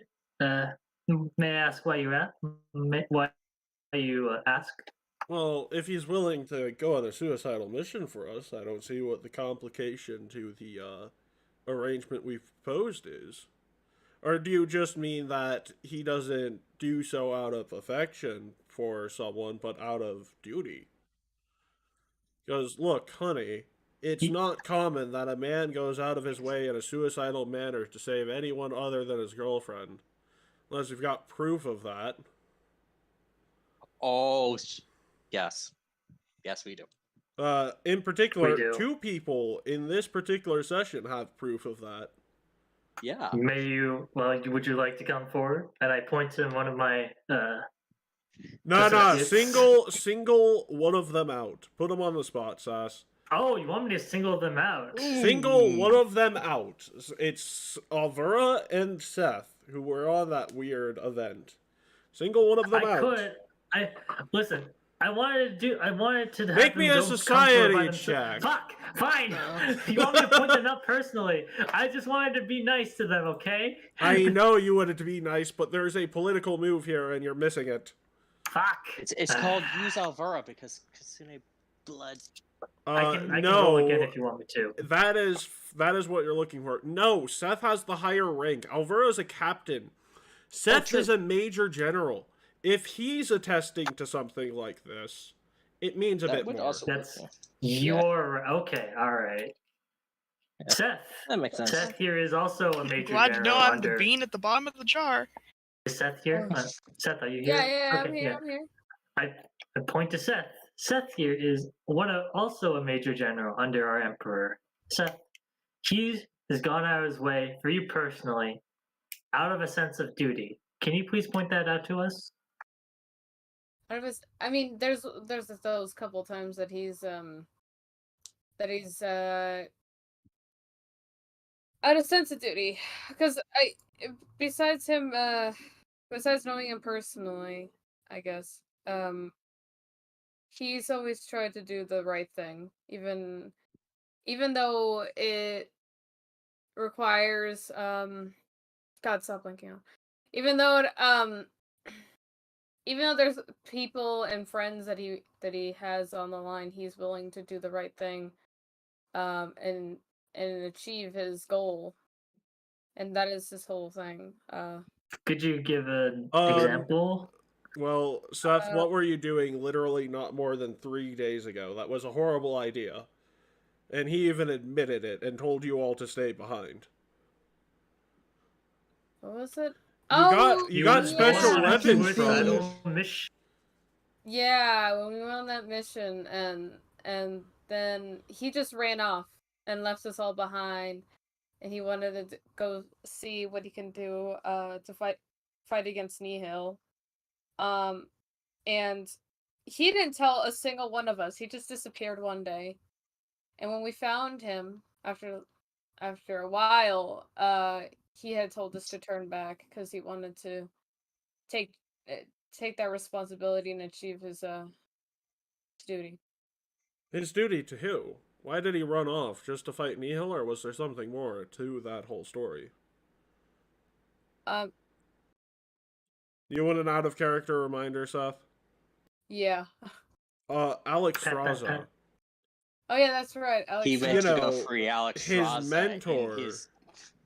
He literally was going on a suicide mission where Nihil would probably just kill him because he wanted to get Alex Straza back, because he promised himself that he wouldn't lose anyone after Rudolph died. Those name beams. Yes. Had a very shiny. So yes, he went out of his way to try to rescue his or try to get back his old mentor from Nihil, and pretty much And after what happened to Rudolph, he promised that he would never let anyone else die. Really? Mhm. I was not aware that the Taldane Emperor grew up in such horrible conditions. I mean, I thought he was born to the great Layla Drake. There is clearly a misconception of this whole situation, because apparently in Amanadar they think that Layla Drake had a son. Oh. Oh. Ho ho ho. Ho ho. So, like, when you're saying, "Oh, we're with Matt Levi Mackler," like, oh, right, the ruler of Taldor is watching over, the ruler of Taldor is watching over the Amon. Ice Peace Project, right? And they're thinking, oh, that must be like his code name or whatever. They think that you're talking about a member of the Montesquieu family. There's a misunderstanding here, because apparently in Amanadar they've rewritten history for some reason. So are they saying this to this rewrite of history to us? Or... You can clearly put together that they did not. They had this weird understanding that the Emperor of Taldor was born into the noble family, and his wife was a noblewoman. In other words, they have no idea who this man is. Yeah, we're trying to convince. No, in other words, we need to tell them the history of this to get the A large confusion. recap. You guys got the first 30 episodes. A lore recap. No. So, anybody want to correct this other than me here? I have a lot of things to say, but you guys have been with Matt longer, so I'm giving you guys a chance. Silver, say something. I'm ordering you to say something. Oh God. What? Oh What my the fuck is going god! on? I'm sorry! I figured nobody's gonna pay mind to me, so I'm gonna zone out for a Of minute. course Yeah, we care no, about Silver you. is eating at the moment. That's... Oh. No, I'm not. Oh, you're I'm not eating right now. Well, here's the thing. Silver I has was been quiet here. because nobody's there. No, Silver, we do want to hear from you, but like again, Sass, Silver has been here shorter than you have.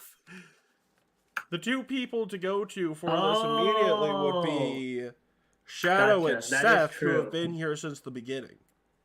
Oh yeah, we are the Oh. only person. Oh god. Yeah. I think that was main name. Yeah, Meme Name and Christian. No, both meme dropped. left and then Christian just left. Oh, then Christian. Okay. Yeah. Oh, so either of you can go ahead. Yeah, go ahead. Okay.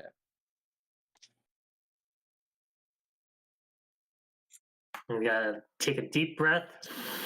Well, Go ahead. I Well- shall introduce myself first. I'm Corporal Shadow. I am Colonel. or Colonel. Colonel. Okay, Sanders. Colonel, listen. because Colonel Popcorn. No. Carl, let me tell you the difference between a colonel and a corporal. One of those is a leader of several units. The other is someone who is just below or above a sergeant. One of those is a very, very much higher rank. Colonel versus corporal. Yeah, Colonel versus yeah. corporal. I'm just so used to the NCIS where they keep saying Corporal. It's like, God damn it, I need Colonel. Yeah, corporal isn't in a very high rank. It's like... Yeah, it's not. I think it's like right above specialist, and you're basically... Like, you have 5 people you are in charge of on top of your regular duties. I think that's the difference. Yeah. Let's go, Shadow. But yeah, I'm Colonel Shadow. To clear this up, since it seems that you have been misled in some weird way. No, the Emperor was not born into the royal family. His official title is technically the Emperor Consort. He was married to Aurora, the Empress of Taldor. But surely he was of noble blood. Taldor doesn't exactly, like, peasants. No. No. Not at all. She Really? was a childhood friend of Aurora, from what I understand. Really? So Yeah. Shadow, just out of character, because you probably would have forgotten about this. An out of Yeah. character reminder to Yeah. Seth, who was here for this. Seth, No, you there? Aurora met Matt like one time, and she got weirdly obsessed with the guy. Obsession. Hey, putting him in a better light than she's creeping after him would be probably better diplomatically. Yeah, no, you are taking the better stance. I'm not saying you're lying, because I didn't think you remembered that. But I Yeah, want no. to remind the other people that, Yeah. But, however, the Emperor does have, noble-esque ties to several other organizations via family members. So it depends on how you look at noble birth, I guess you say. really, what is his lineage? From my understanding, his mother. Well, You he was can't raised say by anything several. about. Yeah, he was raised by several was- mothers. Also, He you was don't know raised about by several. Yeah, he was raised by several mothers, but one of them I know for a fact is the High Priestess and what would the exact terminology be? It'd be the Lesser Herald of Calistria. Risen Herald. And also, are you Risen positive you want to mention the deity Calistria? Yeah. Nah. No. But there is another high priestess in Risen Herald, but for a different deity. So, what is the... Desna. No. Or not Desna. Iomade. Yes. Iomade. That's Diana Scarlet. Diana Scarlet was Iomade. Yep. So yeah. Oh, he's an Iomedean, so no wonder that's a hard ask. Roll Yes. with it. Roll. It's just It's like no. Mention just that now in my head, both like the devil and angel sides of me are just wiping their foreheads. Remember to also say about the. I'm not saying this in character. I'm saying this off character. Carl, still talk about the Calistrian stuff. Don't do that. Nah. And the person who was the person he went after that suicide mission on, Carl? He went and for the suicide mission that he went on, he went after his mentor, and I'm like out of character. I'm blanking. It was unofficial adopted son, because Alexstrasza treated all of her unofficial. They're all her unofficial children. Adopted mother. Yeah, all of her students are her children. They're her family. Yes. Mostly because she's sterile as shit. Sterile as fuck, boy. Anyways. Oh God, if that comes up in front of Shadows, like God damn it, they could always adopt. Yes, could. Same time, he feels bad for people. They should have the choice. Also, I think you're missing a bit of a bigger factor here. Maybe I should mention something, because this is something... You know how I said you have, like, a simple majority? You need more than that? You wouldn't even have half those votes if it weren't for Matt's lineage. His, like, birth parent and his birth parent. Like you said, I don't know about So I'm assuming you're talking about Praedith. In particular, I'm talking about the person who basically created the current state of affairs in this version of Andron's history. The only monarch they had who then wrote a document to free the people from her own monarchy upon her death. Oh, wait. Yep. You're writing a bit of history. Frank.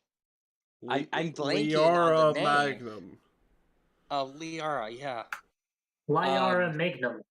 Because it's almost like, oh, hey, the person who is currently in charge of this nation, is the grandson of George Washington. And George Washington is like 2 generations ago. Yeah. No, it's an easy sell for half the people. Yeah. Yeah. Liara Magnum. Liara Magnum. Yep. Yes. And yeah, other than that, yeah, he's got a Complicated grandmother. history. A complicated history, but his grandmother was Liara Magnum. So Right, but this complicated history sounds like it might cause problems. Personal experience, can you all give me one problem it's caused you?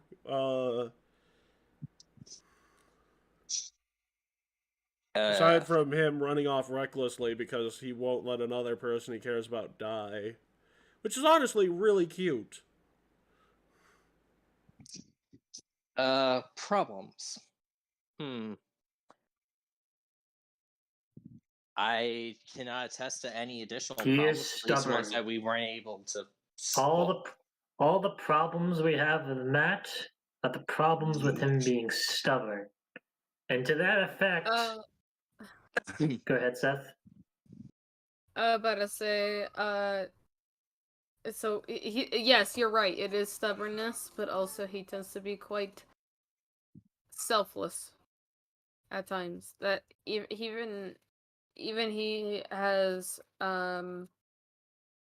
he tries his best to help everyone, but sometimes he just doesn't. Sometimes he doesn't focus on himself or his general health. Really? Can you name an example of this? As mentioned before, he went after his teacher, who wasn't a particularly savvy move, rather one of pure dedication. That was one which is definitely a selfless act. Well, yes, but other than that, remember? Problems that arose other than that? Oh, problems. Sass, can you mention the thing with the mirrors and then he was like sitting in a fucking room which was trying to whatever. It's because my siblings are screaming. I keep All muting. good. That's alright, Seth. Or, hey, Alvera, don't you remember something that happened in the plane of water with the man? Oh, I don't know. Saving the entirety of Andorin by no. How about the fact... Hey, Alvera, do you remember something with Matt that happened in the plane of water before you you had your world starting to fall apart around you? Before the end. God. Are you talking about, like, when they actually finally get her back and he's, like, talking to her about all this shit that happened? I was gonna go with the still fact where he exploded, but yeah, that like... Oh. That was when we had to restart for that one quick time because he exploded. I kind of roughly remember that, but I don't remember it enough, though. So the reason why he was so many exploded sessions ago. is because he's like, hey, can you, like, give me a little bit of help with learning on how to slightly unlock the circuit, you know, the mana flow of that natural blood magic, Aquaria? And she's like, okay, sure, and gave him way too much mana. Handcuff Louis! And the problem is that in the plane of water, if you can't control that sort of mana, you're going to explode. In particular, Matt was doing this because he wanted to create a new ability to better protect you all. Oh, wasn't he later given the ability with the help of me and, what's his name? Yeah, no, I don't think you. I think I think you should ixnay on the. I'm not going to mention Alec him. I'm not going to mention Alec, but we gave that to him when Alec and I gave him the instructions from Alex Straza Toledo, right? Yeah. So, Okay. but the whole thing is, like, he exploded because he didn't tell you guys about a spell he was working on because, oh, yeah, I'm starting to realize I need to become strong enough to protect the people I care about. And I'll tell them about it when, you know, becomes relevant, and then he explodes right before he's about to tell you shit. Wow. Go ahead, Silver. Oh my god. Do it. Talk about how he Because exploded. Alvaro kind of approaches up. and just like, one more thing I will bring up is he had medicine that would have helped him, but he gave it to you instead of taking it himself, even though he knew how he was feeling. Go, Silver, go. Have fun. oh god, don't remind me. Because Alvaro kind of walks up, like, I can more so testify for some of this. And she just kind of like clears her throat for a minute. First of all, my name is Alvara. I'm a captain among the group. Essentially, there was a time where I had gotten myself in a situation to where he ended up having to. He and the group more so had to come retrieve me and everything, but there was at least a thing I could mention that he had told us about, that he was learning some particular magic. No, you guys read about that in his like spell creation journal, because he exploded. Yeah, but I didn't read it.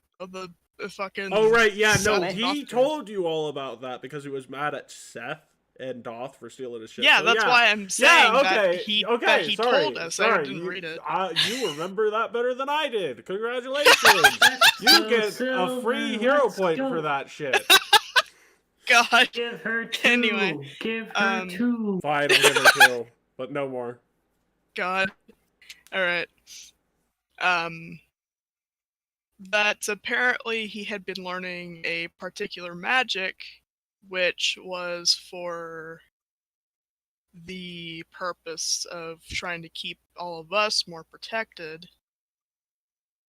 Because, well, that's kind of what he does. He puts himself out there to protect all of us, whether it's our problem or not. And even then, as well, being that we had been put in a particular place that wasn't doing so well for me in that process, he also provided me medicine that, even though he wasn't doing so well himself, decided to give it to me, even though I'm pretty sure I would have been okay, but he still insisted. And what happened because of all of this? Well, God, what else was there with this? He Please. exploded! He fucking exploded. Yeah. I didn't want to mention that part! The Okay. whole thing is they're asking you what problems have his, behavior caused you, and him exploding is a problem for you all. Well, he survived, God. so it'll be strange to say he exploded, so. Do you remember? You might remember the exact term, Sass or Silver. Roll me an Arcana, Nature, or Medicine check. Arcana. It was mana, overflowing mana circuit, containment error. Overflowing mana circuit containment error. Oh, fuck. Essentially, our overflowing mana circuit containment error. OFCCE.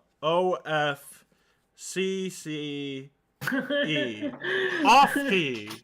It's an off key. So long.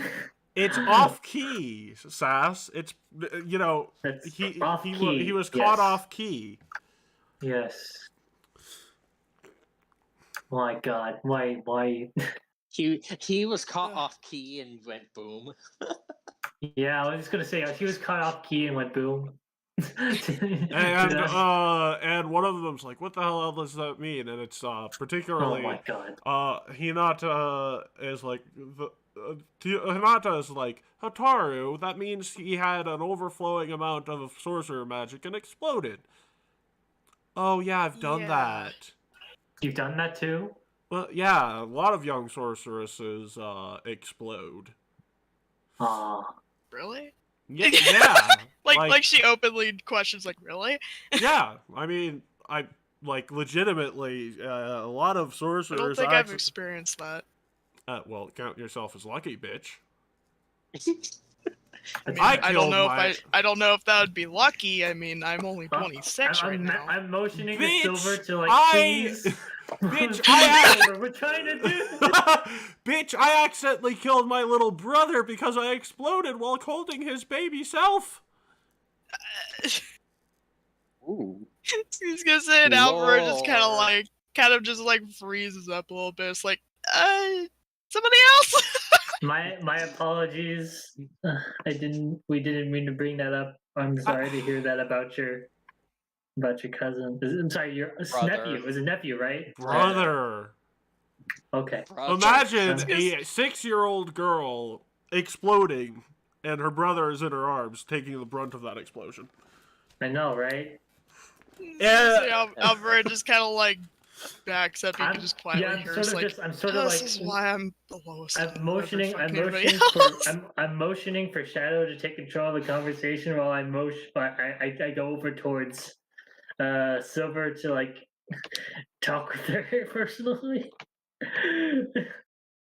So Anyways. what you're saying is, okay, you guys aren't being paid for this, are you? No. So, just to be clear, you're saying the problem with your leader is he's too Selfless. selfless? Sometimes. Yeah, he's selfless to a fault. And Pat. That's what I'm doing. he's too selfless. That's his big problem. Unfortunately, yeah. How the fuck is he in charge of Taldor? Like, how has no one tried to assassinate him? Because he You'd can be deck a surprised. troll in the face and make sure it doesn't move with one punch. He's that competent? Yeah. So, He just can one-shot things, yeah. Okay, name an example. Oh, let's see here. He has dealt with Cult of Norgriber agents and one-shot a few of them. He's taken on, I believe it was a flesh golem and took off one of its arms with a single punch. You don't remember the thing you told Aurora? Oh, the fact that he also went up against an entire horde of zombies by himself. It wasn't just that. He punched one of them and they all died. Yeah. Yeah. God, that was hilarious. Yeah. He played bowling with the zombies. I.e., punched one and killed like 5 or 6 of them. Actually, Carl, it was Yeah. the entire horde. So he punched one of them. Oh, it was the entire horde. Okay. Yes. He Never punched mind. one of them and killed 20. They're looking at you like, Yeah. okay, we're going to give you some advice. We're going to take this deal, but we're going to give you some advice about the elves. Just mention his family, and you'll be on your way to a dead set alliance with them. We have a feeling of what you're doing here. We support you 100%. We're not even going to ask for anything other than you make sure those guys join up with the Federation, because that assures some stability, which ensures our lives, and it leads to potential for the democratic systems in that nation becoming more akin to those of Taldor. Yes, I know it's surprising, but they do have them. And then you just hear the bartender say, yeah, but all they are is a puppet, milady. Literally, the Senate once was governed by a horse. That's what their bartender is. What is our bartender doing? What? The bartender... It's like going to Washington, D.C. and not expecting the bartender to practice politics. Maybe they do. Fair. I've never heard any of my politics friends say it. So, the bartender is like, "Oh, I hate this guy who's supporting. He does so and so when I had a drink." Well, something. no, in this particular instance, they're mocking the idea that the Senate does anything in Taldor, because Taldor is based off of Rome. So the joke here is that a Roman emperor once elected his horse as a consul. Oh, Caligula. Yeah, Yep, that I Caligula. believe that did happen. That did happen, and he was murdered slightly after that. It's just like, my horse is better than all of you. Actually, it Please take was personal offense to that. it was a deeper insult. It's literally, I don't need you guys, so I'm literally going to appoint someone who can't run the government on your end of things to run the government on your end of things, because I don't want you even getting involved. Okay. Damn. And there he goes. So they're like, look, the elves don't need to know that, okay? Just don't worry The about elves? it. Yeah, Or elves. yeah, we know what you're Okay. doing. So Oh. literally, Alvaro just kind of like, because Alvaro just kind of like groans a little bit. It's like, I really need to get a drink after all of this. and you walk up to the Speaking of- bartender, and they're like, "Can I see some ID, miss?" Oh my gosh. Oh god. And she proceeds to kind of like dig for her fucking shit in her bag. So As when she's you saying hand that, over I'm the like, "Don't you ID, they guys- don't you have-" say, "This is outdated." Oh my gosh. Because Alvaro just kind of blinks like, what? Yeah, no, you need a valid ID that says you're over the age of 21 to drink here, and this isn't valid. So, can't serve you anything. Alvaro, She please. groans like, I don't want to go back to my own fucking bar just to get one. Oh, god damn it. I mean, technically, you shouldn't be able to buy alcohol anywhere. You need valid ID for that, and that expired 10 years ago. Why do you have a I 10-year-old? was gonna say, she why just do you like have a- takes a deep inhale. I own my own bar. Alvaro. Does that not suffice to you?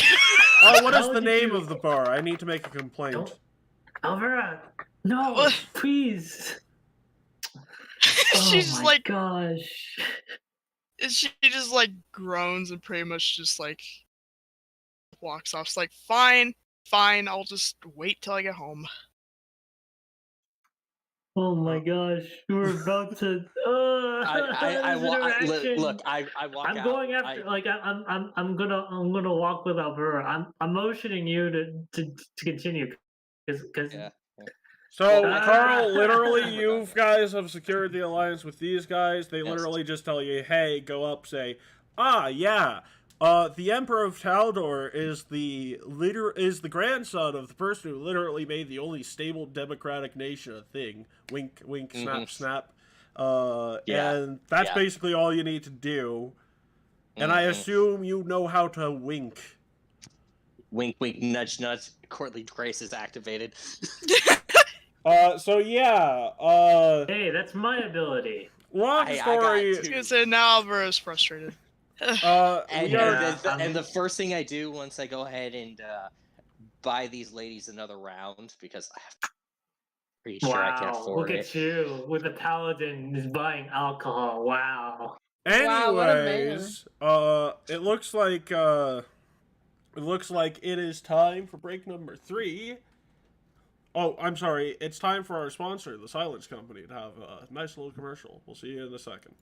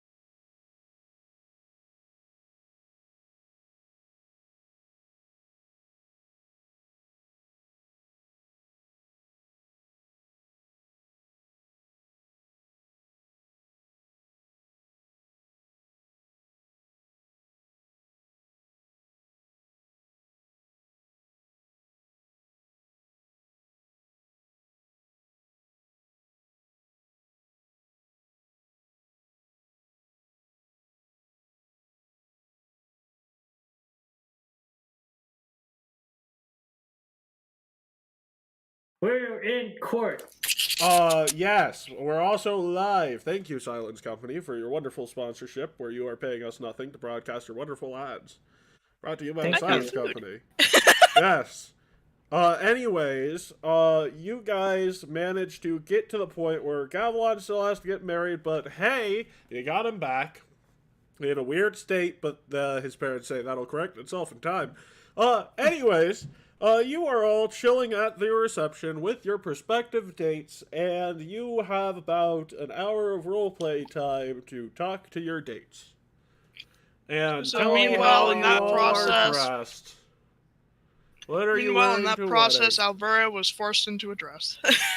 With a corset, of course. Describe dress. Describe corset and dress. What color? That sort of thing. The dress is white, and the corset's kind of like a cream color, but White to a well, to be fair, white wasn't actually that common in weddings in this time period as the wedding dress color, so yeah. Also, it's TN. Yeah, they're not wearing white. So you're in a nice white dress. Seth, what are you wearing? I guess I'll be wearing a little tuxedo. That cat is wearing a Toxic. tux. Look at this I toxic can just dude. imagine he's wearing all of his armor and stuff, and the only difference is a little bow tie on top of it. You know, would be you know the Onision photo where he shows up to court with a bulletproof jacket with a tux above it. You gotta show us that photo. Really, you guys Oh, don't yeah. know what I'm talking about? I was gonna say, with Alvera's outfit, she was forced to wear We heels don't. too, so I she's don't also know wearing everything that. about Alicia. She hates Seth, Matt it's all is still you. wearing his armor, but he has a glamored rune, so he just makes it look like a tuxedo. Oh, I I gotta only find wear light armor, so here I am. Alvera's You very don't wear upset with armor, good being sir. forced You're into wearing wearing what she's clothing. wearing. Oh, Yeah. damn it! So Oh, well. you're just wearing a tuxedo with the same armor properties. Just colors are probably like what's it called? Navy blue? What's it like? A really dark blue and Navy yeah. blue. navy blue. Yep. I think it's navy blue. Yeah. Kimiko is wearing the same thing she always does. Full business suit and fedora. Yeah. That's Yep. pretty nice. Yes. Totally There you go. doesn't It's look pretty gay. nice. I mean, hey, you can't go Anyways. wrong with a woman in a suit. I can portray. I I dig mean, that. you can step on me. Says Raphael. Raphael digs that. Aurora is wearing, fun fact, Aurora has a standard, set of attire, as every Taldane Empress does, for this sort of thing, where they wear, a dress in the colors of their typical, uniform or clothing to any wedding. So Aurora is wearing a blue, cashmere dress that is skin tight.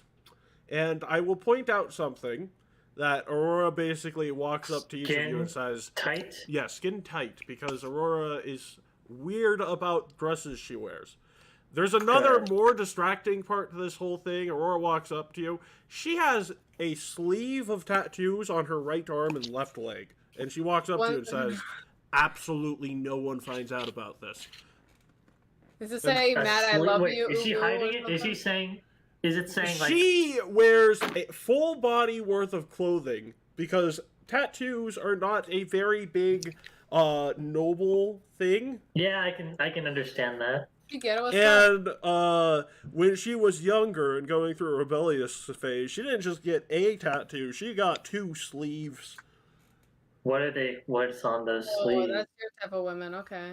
What's your type of woman like, particularly Max? the sleeve. Okay, listen to me.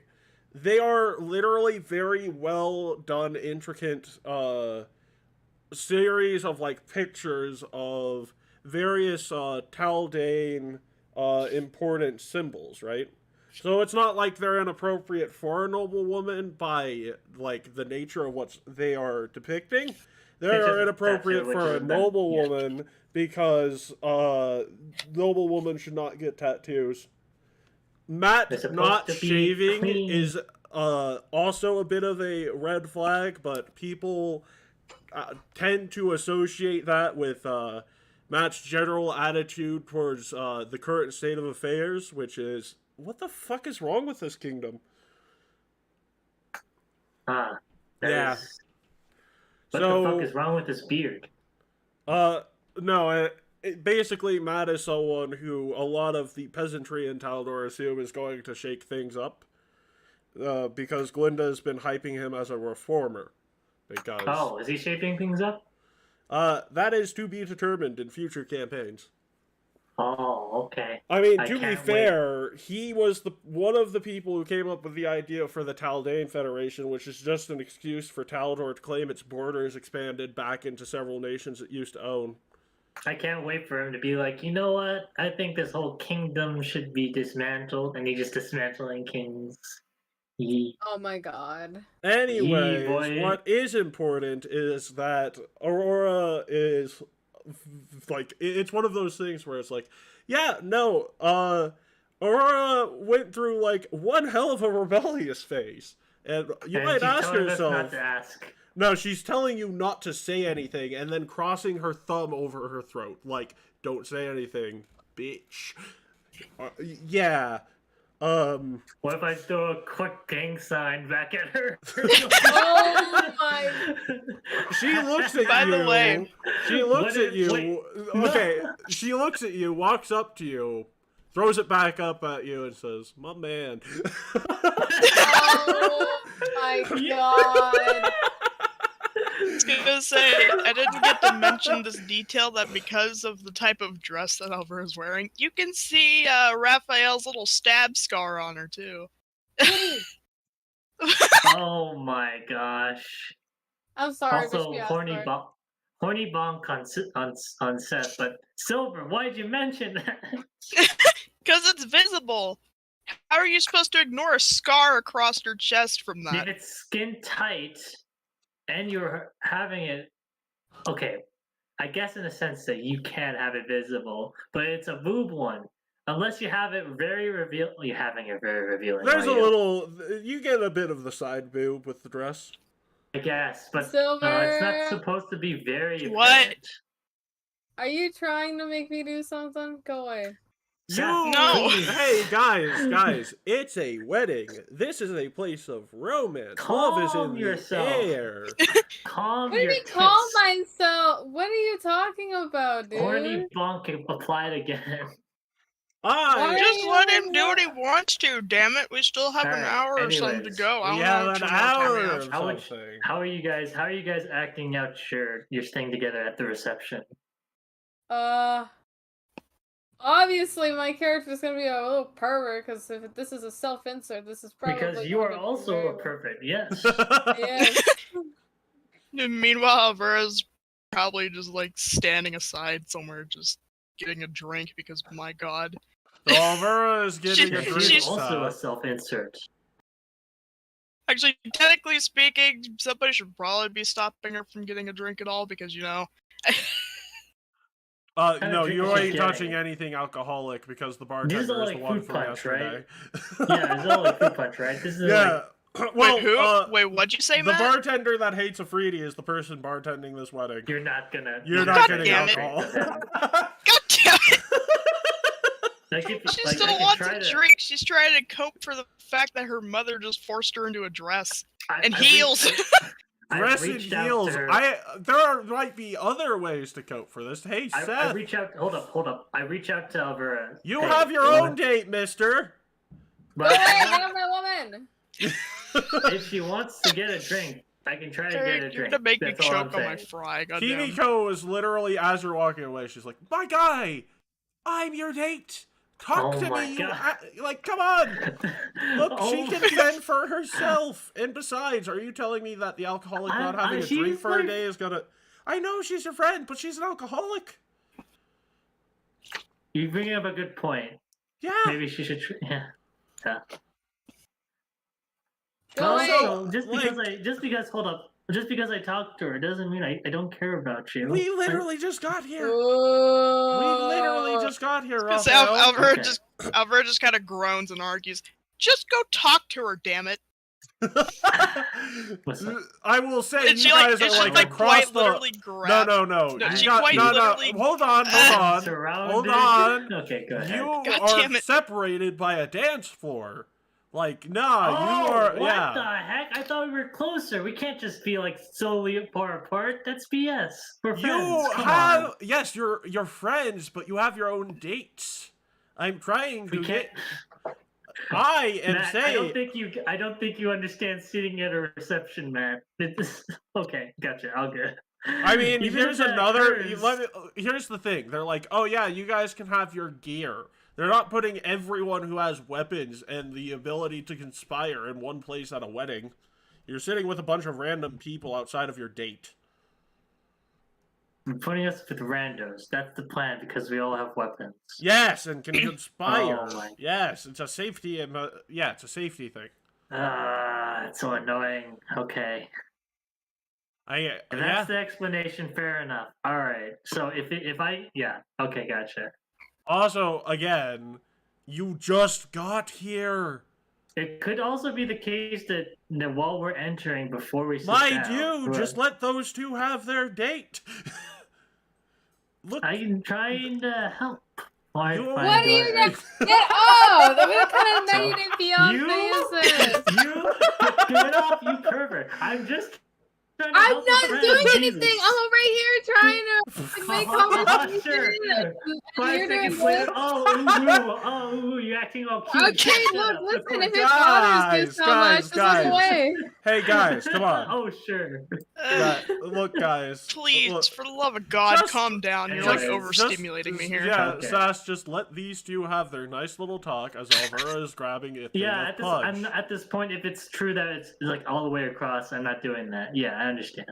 I mean, I will also give you the excuse of the table for things like drinks and punch is on the other side of the dance floor from the seating anyways. So, not only would you we're guys... gonna have to have like an up-down overlay of this entire marriage reception. Or you guys can stop overthinking it and let these two have fun! No, Look, fun is old Even though man Alvera's currently not Sass. having fun because again she's wearing a dress. Yes, fun again, is gay. look, well, we all know Gavelon's famous... Okay, yeah, just go ahead. Yeah. Oh my go God. ahead. Go. RP. Okay. Oh my God. You know, you obviously got the 18-year-old cat boy who's just kind of resisting, trying not to look at her. So, so Alvera, you look beautiful tonight. I'm just gonna say she like looks at him. It's like, thanks, but also I really did not want to wear this. It just, she like physically shudders. It's like I just hate this. And it's not too bad. It looks really nice on you. And besides, like, I don't know, it's not like you see me wearing tuxedos everywhere. You know what I mean? I guess so. It's been years since I last even wore a dress. It's just really weird to get back into this. Well, you know, even though you don't wear them that often, you should consider wearing them more. I'm gonna say she just kind of looks at us like, oh yeah, and why's that? Like she like literally puts him on the spot of, oh yeah, why do you think I should? So he just immediately flusters up and he just like looks away. Well, I mean, I mean, because you look really pretty like that. She just kind of like squints at him and then proceeds to like grab his cheeks and turn his face over back to her. It's like, yeah, that's what I thought. What is that supposed to mean? He's just kind of in shock that she like touched him. I mean, I don't know. Why don't you single ask breath. yourself which your face is redder than a fucking tomato? And she proceeds to let go of his face. A single brush on the skin. Shock. I mean, what do you expect? A young teenage. That's what I am expecting. That's why I said yes. I am expecting that. No This is shit. something I would have reacted with if I was like 2 years younger. Yeah. No shit. So, well, well,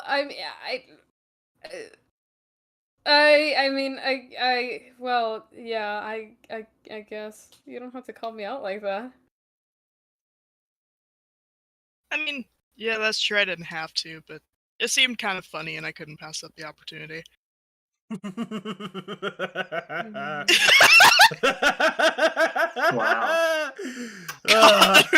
Keep on grabbing that shovel there, or keep going.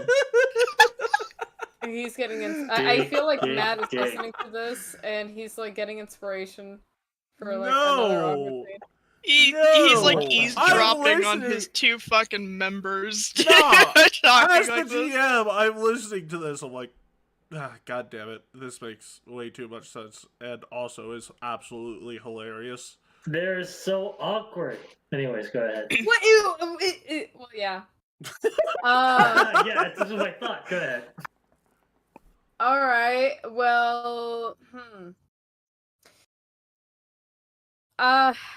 you know, I wanted to ask you something.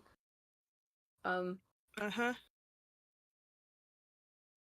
Because meanwhile, she's still making eye contact, by the way, so she's like watching you while you're trying to say this. If it's anything like me in real life, he'd probably be looking away every now and then, because even making eye contact is a little too much.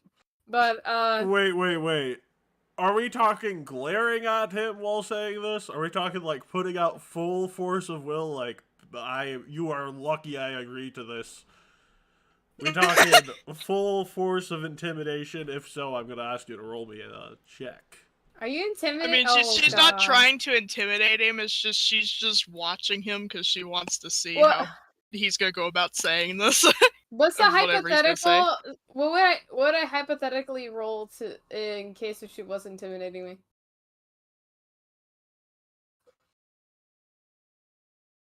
Sorry, I got disrupted. Anyways, if they were intimidating you, you wouldn't roll shit because they'd be going against your will DC. So, just to be clear, Alvera, you are watching as Seth squirms to say something. That sounds like an intimidation check. I'm asking for it. God damn it! Fine. Ow! I bit my Ow. tongue. Fuck me. I thought you said you didn't want to. Okay. I was just saying No. hypothetically, but okay. Oh, what is your will Wow. DC, Seth? It's your will save plus 10. 25. 35. You passed. You're okay. Oh wait, You're no, not dead. no. That's their will save is a 15 Oh. Plus 10, right? plus 15 plus 10. Yeah, that's Oh. 25. So Alvaro isn't doing this intentionally, but due to the fact they're watching as you squirm to say something, they are glaring at you accidentally, and they are making you a little antsy. So, well, he's kind of staring at her. His, like, fur starts to stick up a little bit, and his tail, like, you know, Called goosebumps. tucks away. Yeah. Because then she kind of like tilts her head a little bit. It's like, what are you trying to say? At least, like, are you okay?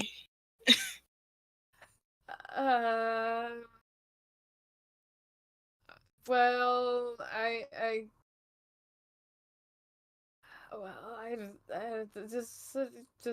just forget it. It's fine. I was gonna say she proceeds to squint, literally grabs him by his shoulders, and pretty much kind of like just at least leans to his level. It's like, no, you were going on about something. What are you gonna say? She's persisting that she did. So now she's like, nah, you were saying something with that same intimidation. It was like, it's like, Oh. at first you were afraid to say something. Now you're afraid to say nothing. I mean, I, I,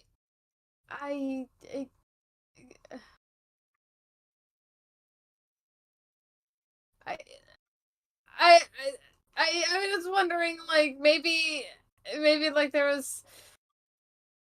Actually, here, I'll make this simpler. And she lets go of him and then proceeds to change into her fox form, just sits at his feet. What happens to your clothes? Wait a second. What happens Talk to the your fox. clothes? The clothes transform with them, I believe. Is the Oh, way okay. they I are. was like, Oh, what if they okay. just She's become not naked. smaller? Okay. Cool. No. He's in a little corset. Look at the fox in the little corset. No. Like, the fox form is naked, but the clothes come back when they transform back. No, I Oh, thought okay. she would like after she transforms, she's like naked. No, I mean, that's not how that works. depends. That depends, Silver. Did you get sleep last night? Yes. What? Okay. Her mother did wake her up early, but she at least got enough sleep. Okay, so you got a full 8 hours of sleep. Yes. And didn't drink any alcohol yesterday. She couldn't. Well, no, she pretty much... the embassy has an open bar, Silver. Remember? Yeah, but we had an yeah, but entire she session kind of about knew. that. She pretty much kind of figured, like, I have something to get up for tomorrow. I can't really pull this kind of thing, so I'm just gonna go to bed. Okay. Okay. I'm just need. Oh wow. Okay. You okay, Matt? Yeah, I'm good. Just continue. Go. I'll explain what happened when it becomes relevant. Oh no. Just go. So I guess how do I put this? If I mean let's just say I don't know, let's just say hypothetically speaking. No, this is not a reference to Ben Shapiro. We like our references here. But it let's say you already had what if you had a date already? Would you still go with them even if I asked? It's gonna say the process of you trying to like get that out. She kind of like flopped over and made a little squeak noise before she decides to switch back and She pretty did a much little stand flip. up. And So you switch back, and as you switch back, you notice your shoes are missing and your dress is torn. I mean, Oh my god! Oh. Uh-oh. I was gonna say she kind of like realizes something's wrong. It's like, oh god, and she just immediately switches back to her fox form again. It's gonna make it worse. No, she's staying in fox form that time. She was gonna answer, but your father's words echo in your head. Don't transform into your fox form after you've been through a period of heavy exhaustion because it has a chance to damage what you're wearing and using. Don't worry. I was gonna say that you could just hear her making like angry squeaky noises. Yeah, just angry squeaky noises. Don't at wear a nothing. bikini after you're exhausted. Now she's kind of in a crisis because she was going to answer him or ask him what he meant, but now she can't. Hold on. The bartender walks over and says, "Ma'am, there's no pest form allowed at this reception. You either have to turn back or leave." Oh boy. By the way, pest form is the actual term for it. That is legitimately him not being racist. That is just the term for the spell. You are a pest. I mean, yeah. Oh god. I was gonna say, if she changes back again, is it gonna be any worse, or is it Yes, it's gonna be worse! Congratulations, you played Why do you have yourself. to do this? Congratulations, you played yourself. Also, I rolled a 25, 50, 75, or 100 on a D100. That was Wow. that's the table I use for inconveniences on percentiles. So, I what was am gonna I say supposed? she kind of like makes like a noise, and then proceeds to change back again, even though noise is gonna get so much What's worse. broken now, Matt? Well, the core set has been disintegrated. The bottom half of your dress barely cuts to above the parts where I would have to put a sensor bar. Oh my gosh. And your Oh dress my gosh. has no shoulders, but is somehow still intact. Oh, Barack, hey, do you need me I was gonna to? say she kind of just like glances and then just kind of pretty much like kneels down to pretty much kind of hide a bit. It's like, it's like I didn't think this was gonna happen. She's like So- going into an existential crisis at this moment. So, What did you say? So, What did you say? I was gonna say, I should probably, okay. What do you call it? My character removes this like little cloak. You know how like those tuxes have like those little things that go yeah, over? yeah. He takes that off and he hands it to her. Here, this might help. I'm gonna say she proceeds to reach and grab it and just kind of like wrap it around herself. It's like, you fucking Nice god. thinking, Seth. Listen, I gotta be resourceful, you know. Yeah. I was gonna say she pretty much kind of proceeds to like get up and then like make sure that it's completely wrapped around her. It's like, such an inconvenience. Alvaro, do you want me to go with you or something, just to cover you, or? I can't even really change at this moment. I'm just gonna have to bear with it until we leave.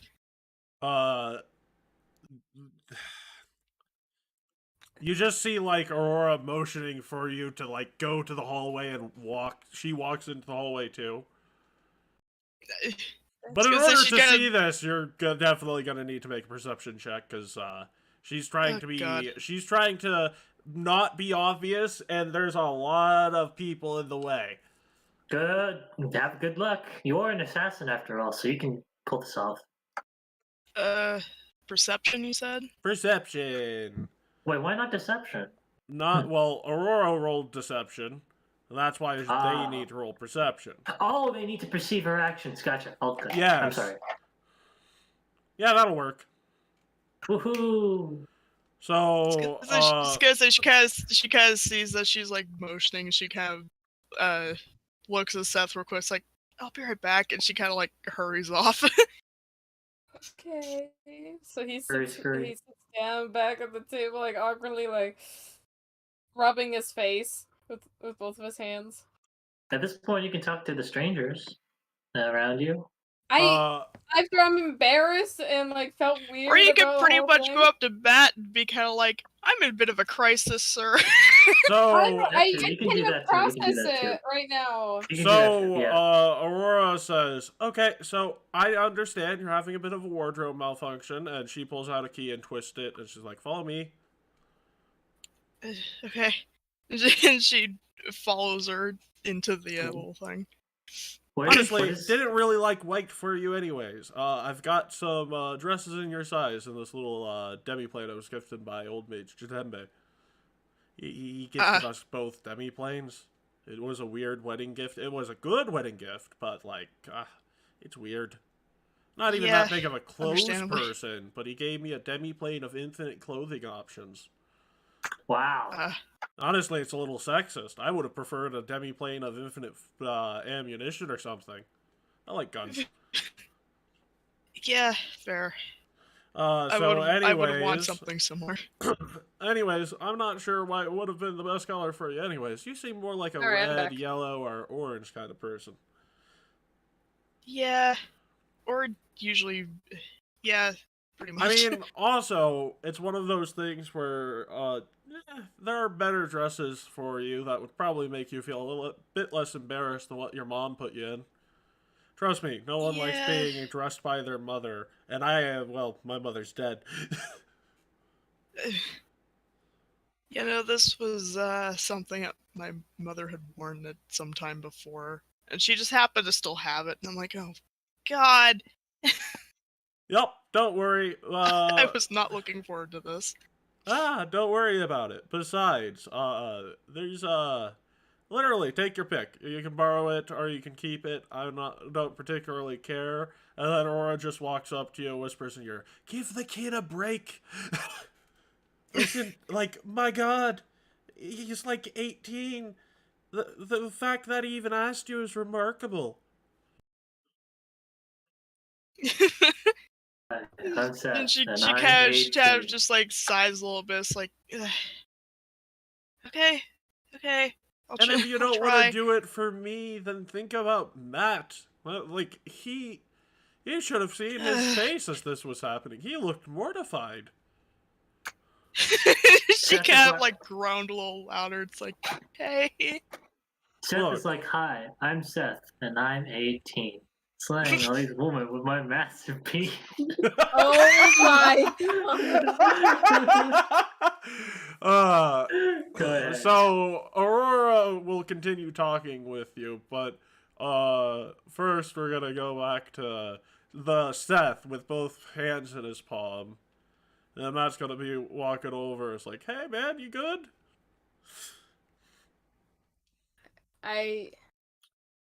Hold on. I gotta sneeze. uh, I had to sneeze for a second, but then it went away. God. Welcome to my world. Yeah, I understand you. I understand that pain on a personal level. Let's just say I got to see a part of Fulver that I wasn't too sure what I was expecting to see. Ah, yes. Performance anxiety. You are a whole basket case of anxiety. Listen to me, brother. I've got the best piece of advice for you. Don't listen to me. If she agreed to go on this date with you and is not going to engage in conversation with you, then, well, as long as you're not doing anything that goes against her policy, she can go fuck herself.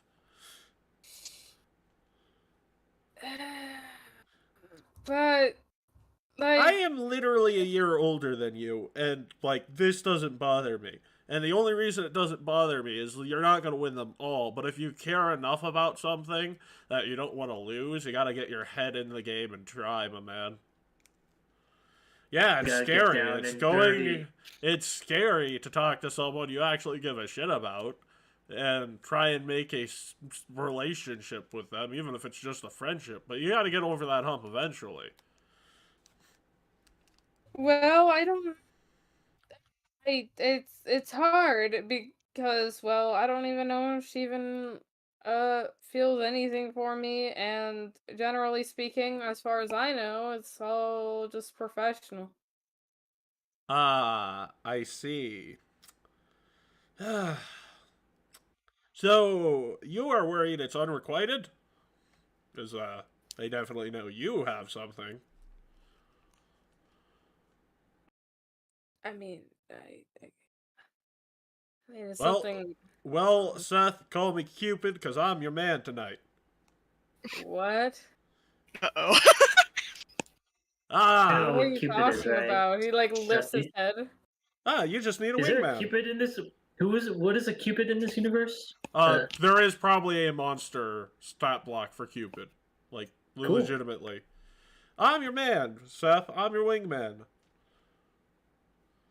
I'm gonna make you, me and Aurora are gonna make your conversations less awkward. Oh boy, how is that gonna work? Well, you see, we both have more experience in life and with people than you guys, apparently. So, we're not third wheeling. Consider this a double date, with both of us trying to get you two to a better point. Okay. I'm guessing you've never even heard the term wingman before, have you? Really think I go out of my way to do this? No, I asked you guys to find dates. This is my bad, and since I put you in this position, I'm gonna bail you out of it, because, Seth, look at me. Who the fuck do you think I am? Who do you think you are? I think you're Matt Magnum, I think. Yeah, exactly. And I am not going to put you in a position and let you fall without giving you a hand to try and fly. Well, okay. But, she sort of ran away and, Oh, no. Aurora was helping her get a new dress. I know, but I'm saying, like, I don't know when she's coming back. Oh, yeah, no, that demi-plane doesn't disrupt time or anything. Oh, okay. It wouldn't take too long. So, may I recommend you and I go, get a beverage that I like to call liquid courage? Okay, sure, why not, I guess. So, Matt walks over to the bar, says, "Hey, bartender, with all due respect, fuck you. I'm just gonna take this." And he walks behind the bar, grabs a bottle of whiskey, pours 2 glasses, is just like... The bartender's like, "Sir, you just can't do that." And he looks at the bartender, he's like, "Hey, buddy, look at me for a second." And just raises a middle finger in his face. "You don't want any of this." Casual Empress Matt, Emperor Matt, abusing Empress his power. Matt. Yeah. He's God. acting like You a know, you woman can't, right you now. can't listen. You're not gonna argue against an emperor, right? Huh? He's I mean, Empress, remember? He's acting like a woman. He's like flipping people off and saying, Oh my "Nah, bro, God, I own this place." Just Oh my stop. god. Just oh continue. my gosh! Look at this. No, it's more Trailing of this this woman thing too where he's much. like, "Hey, keep talking," and look, buddy, keep talking, and I'm about to throw hands. It's the threat of violence that all men exchange when talking with each other. Get ready to get fisted. So, Matt literally says, takes 2 glasses, one small one, one large one. He pours himself a small one, and he just drowns the large one. He's like, "You're finishing that before she comes out of there." Okay, alright, fine. Liquid Space. courage. Alright, so he takes like uh, he takes like a small gulp of it, I guess. Yeah, this shit is strong. It's 1%. 1% alcohol. No, it's maximum 1%. effect. Yeah, it's 1% non-alcohol. Oh, like Oh. that Everclear shit, which is Yeah. like 40-60 and is illegal. Oh gosh. Except it has weird side effects that a lot of alcohol doesn't have. And Matt's like, yeah, so one of the Goron told me about this nice little trick. Un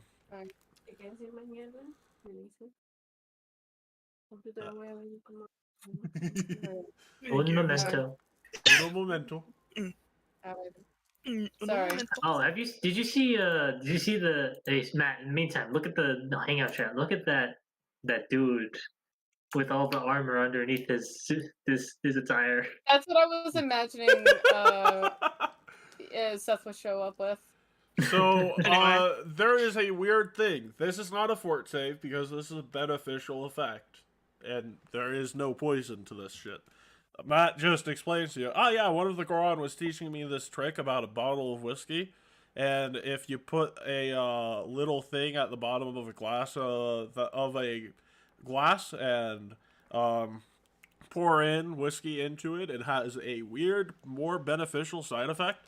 You should notice your energy growing, your inhibition still lacking, but you should also notice yourself not slurring your words, not getting in a state where you're impaired." They call it clear root, the substance.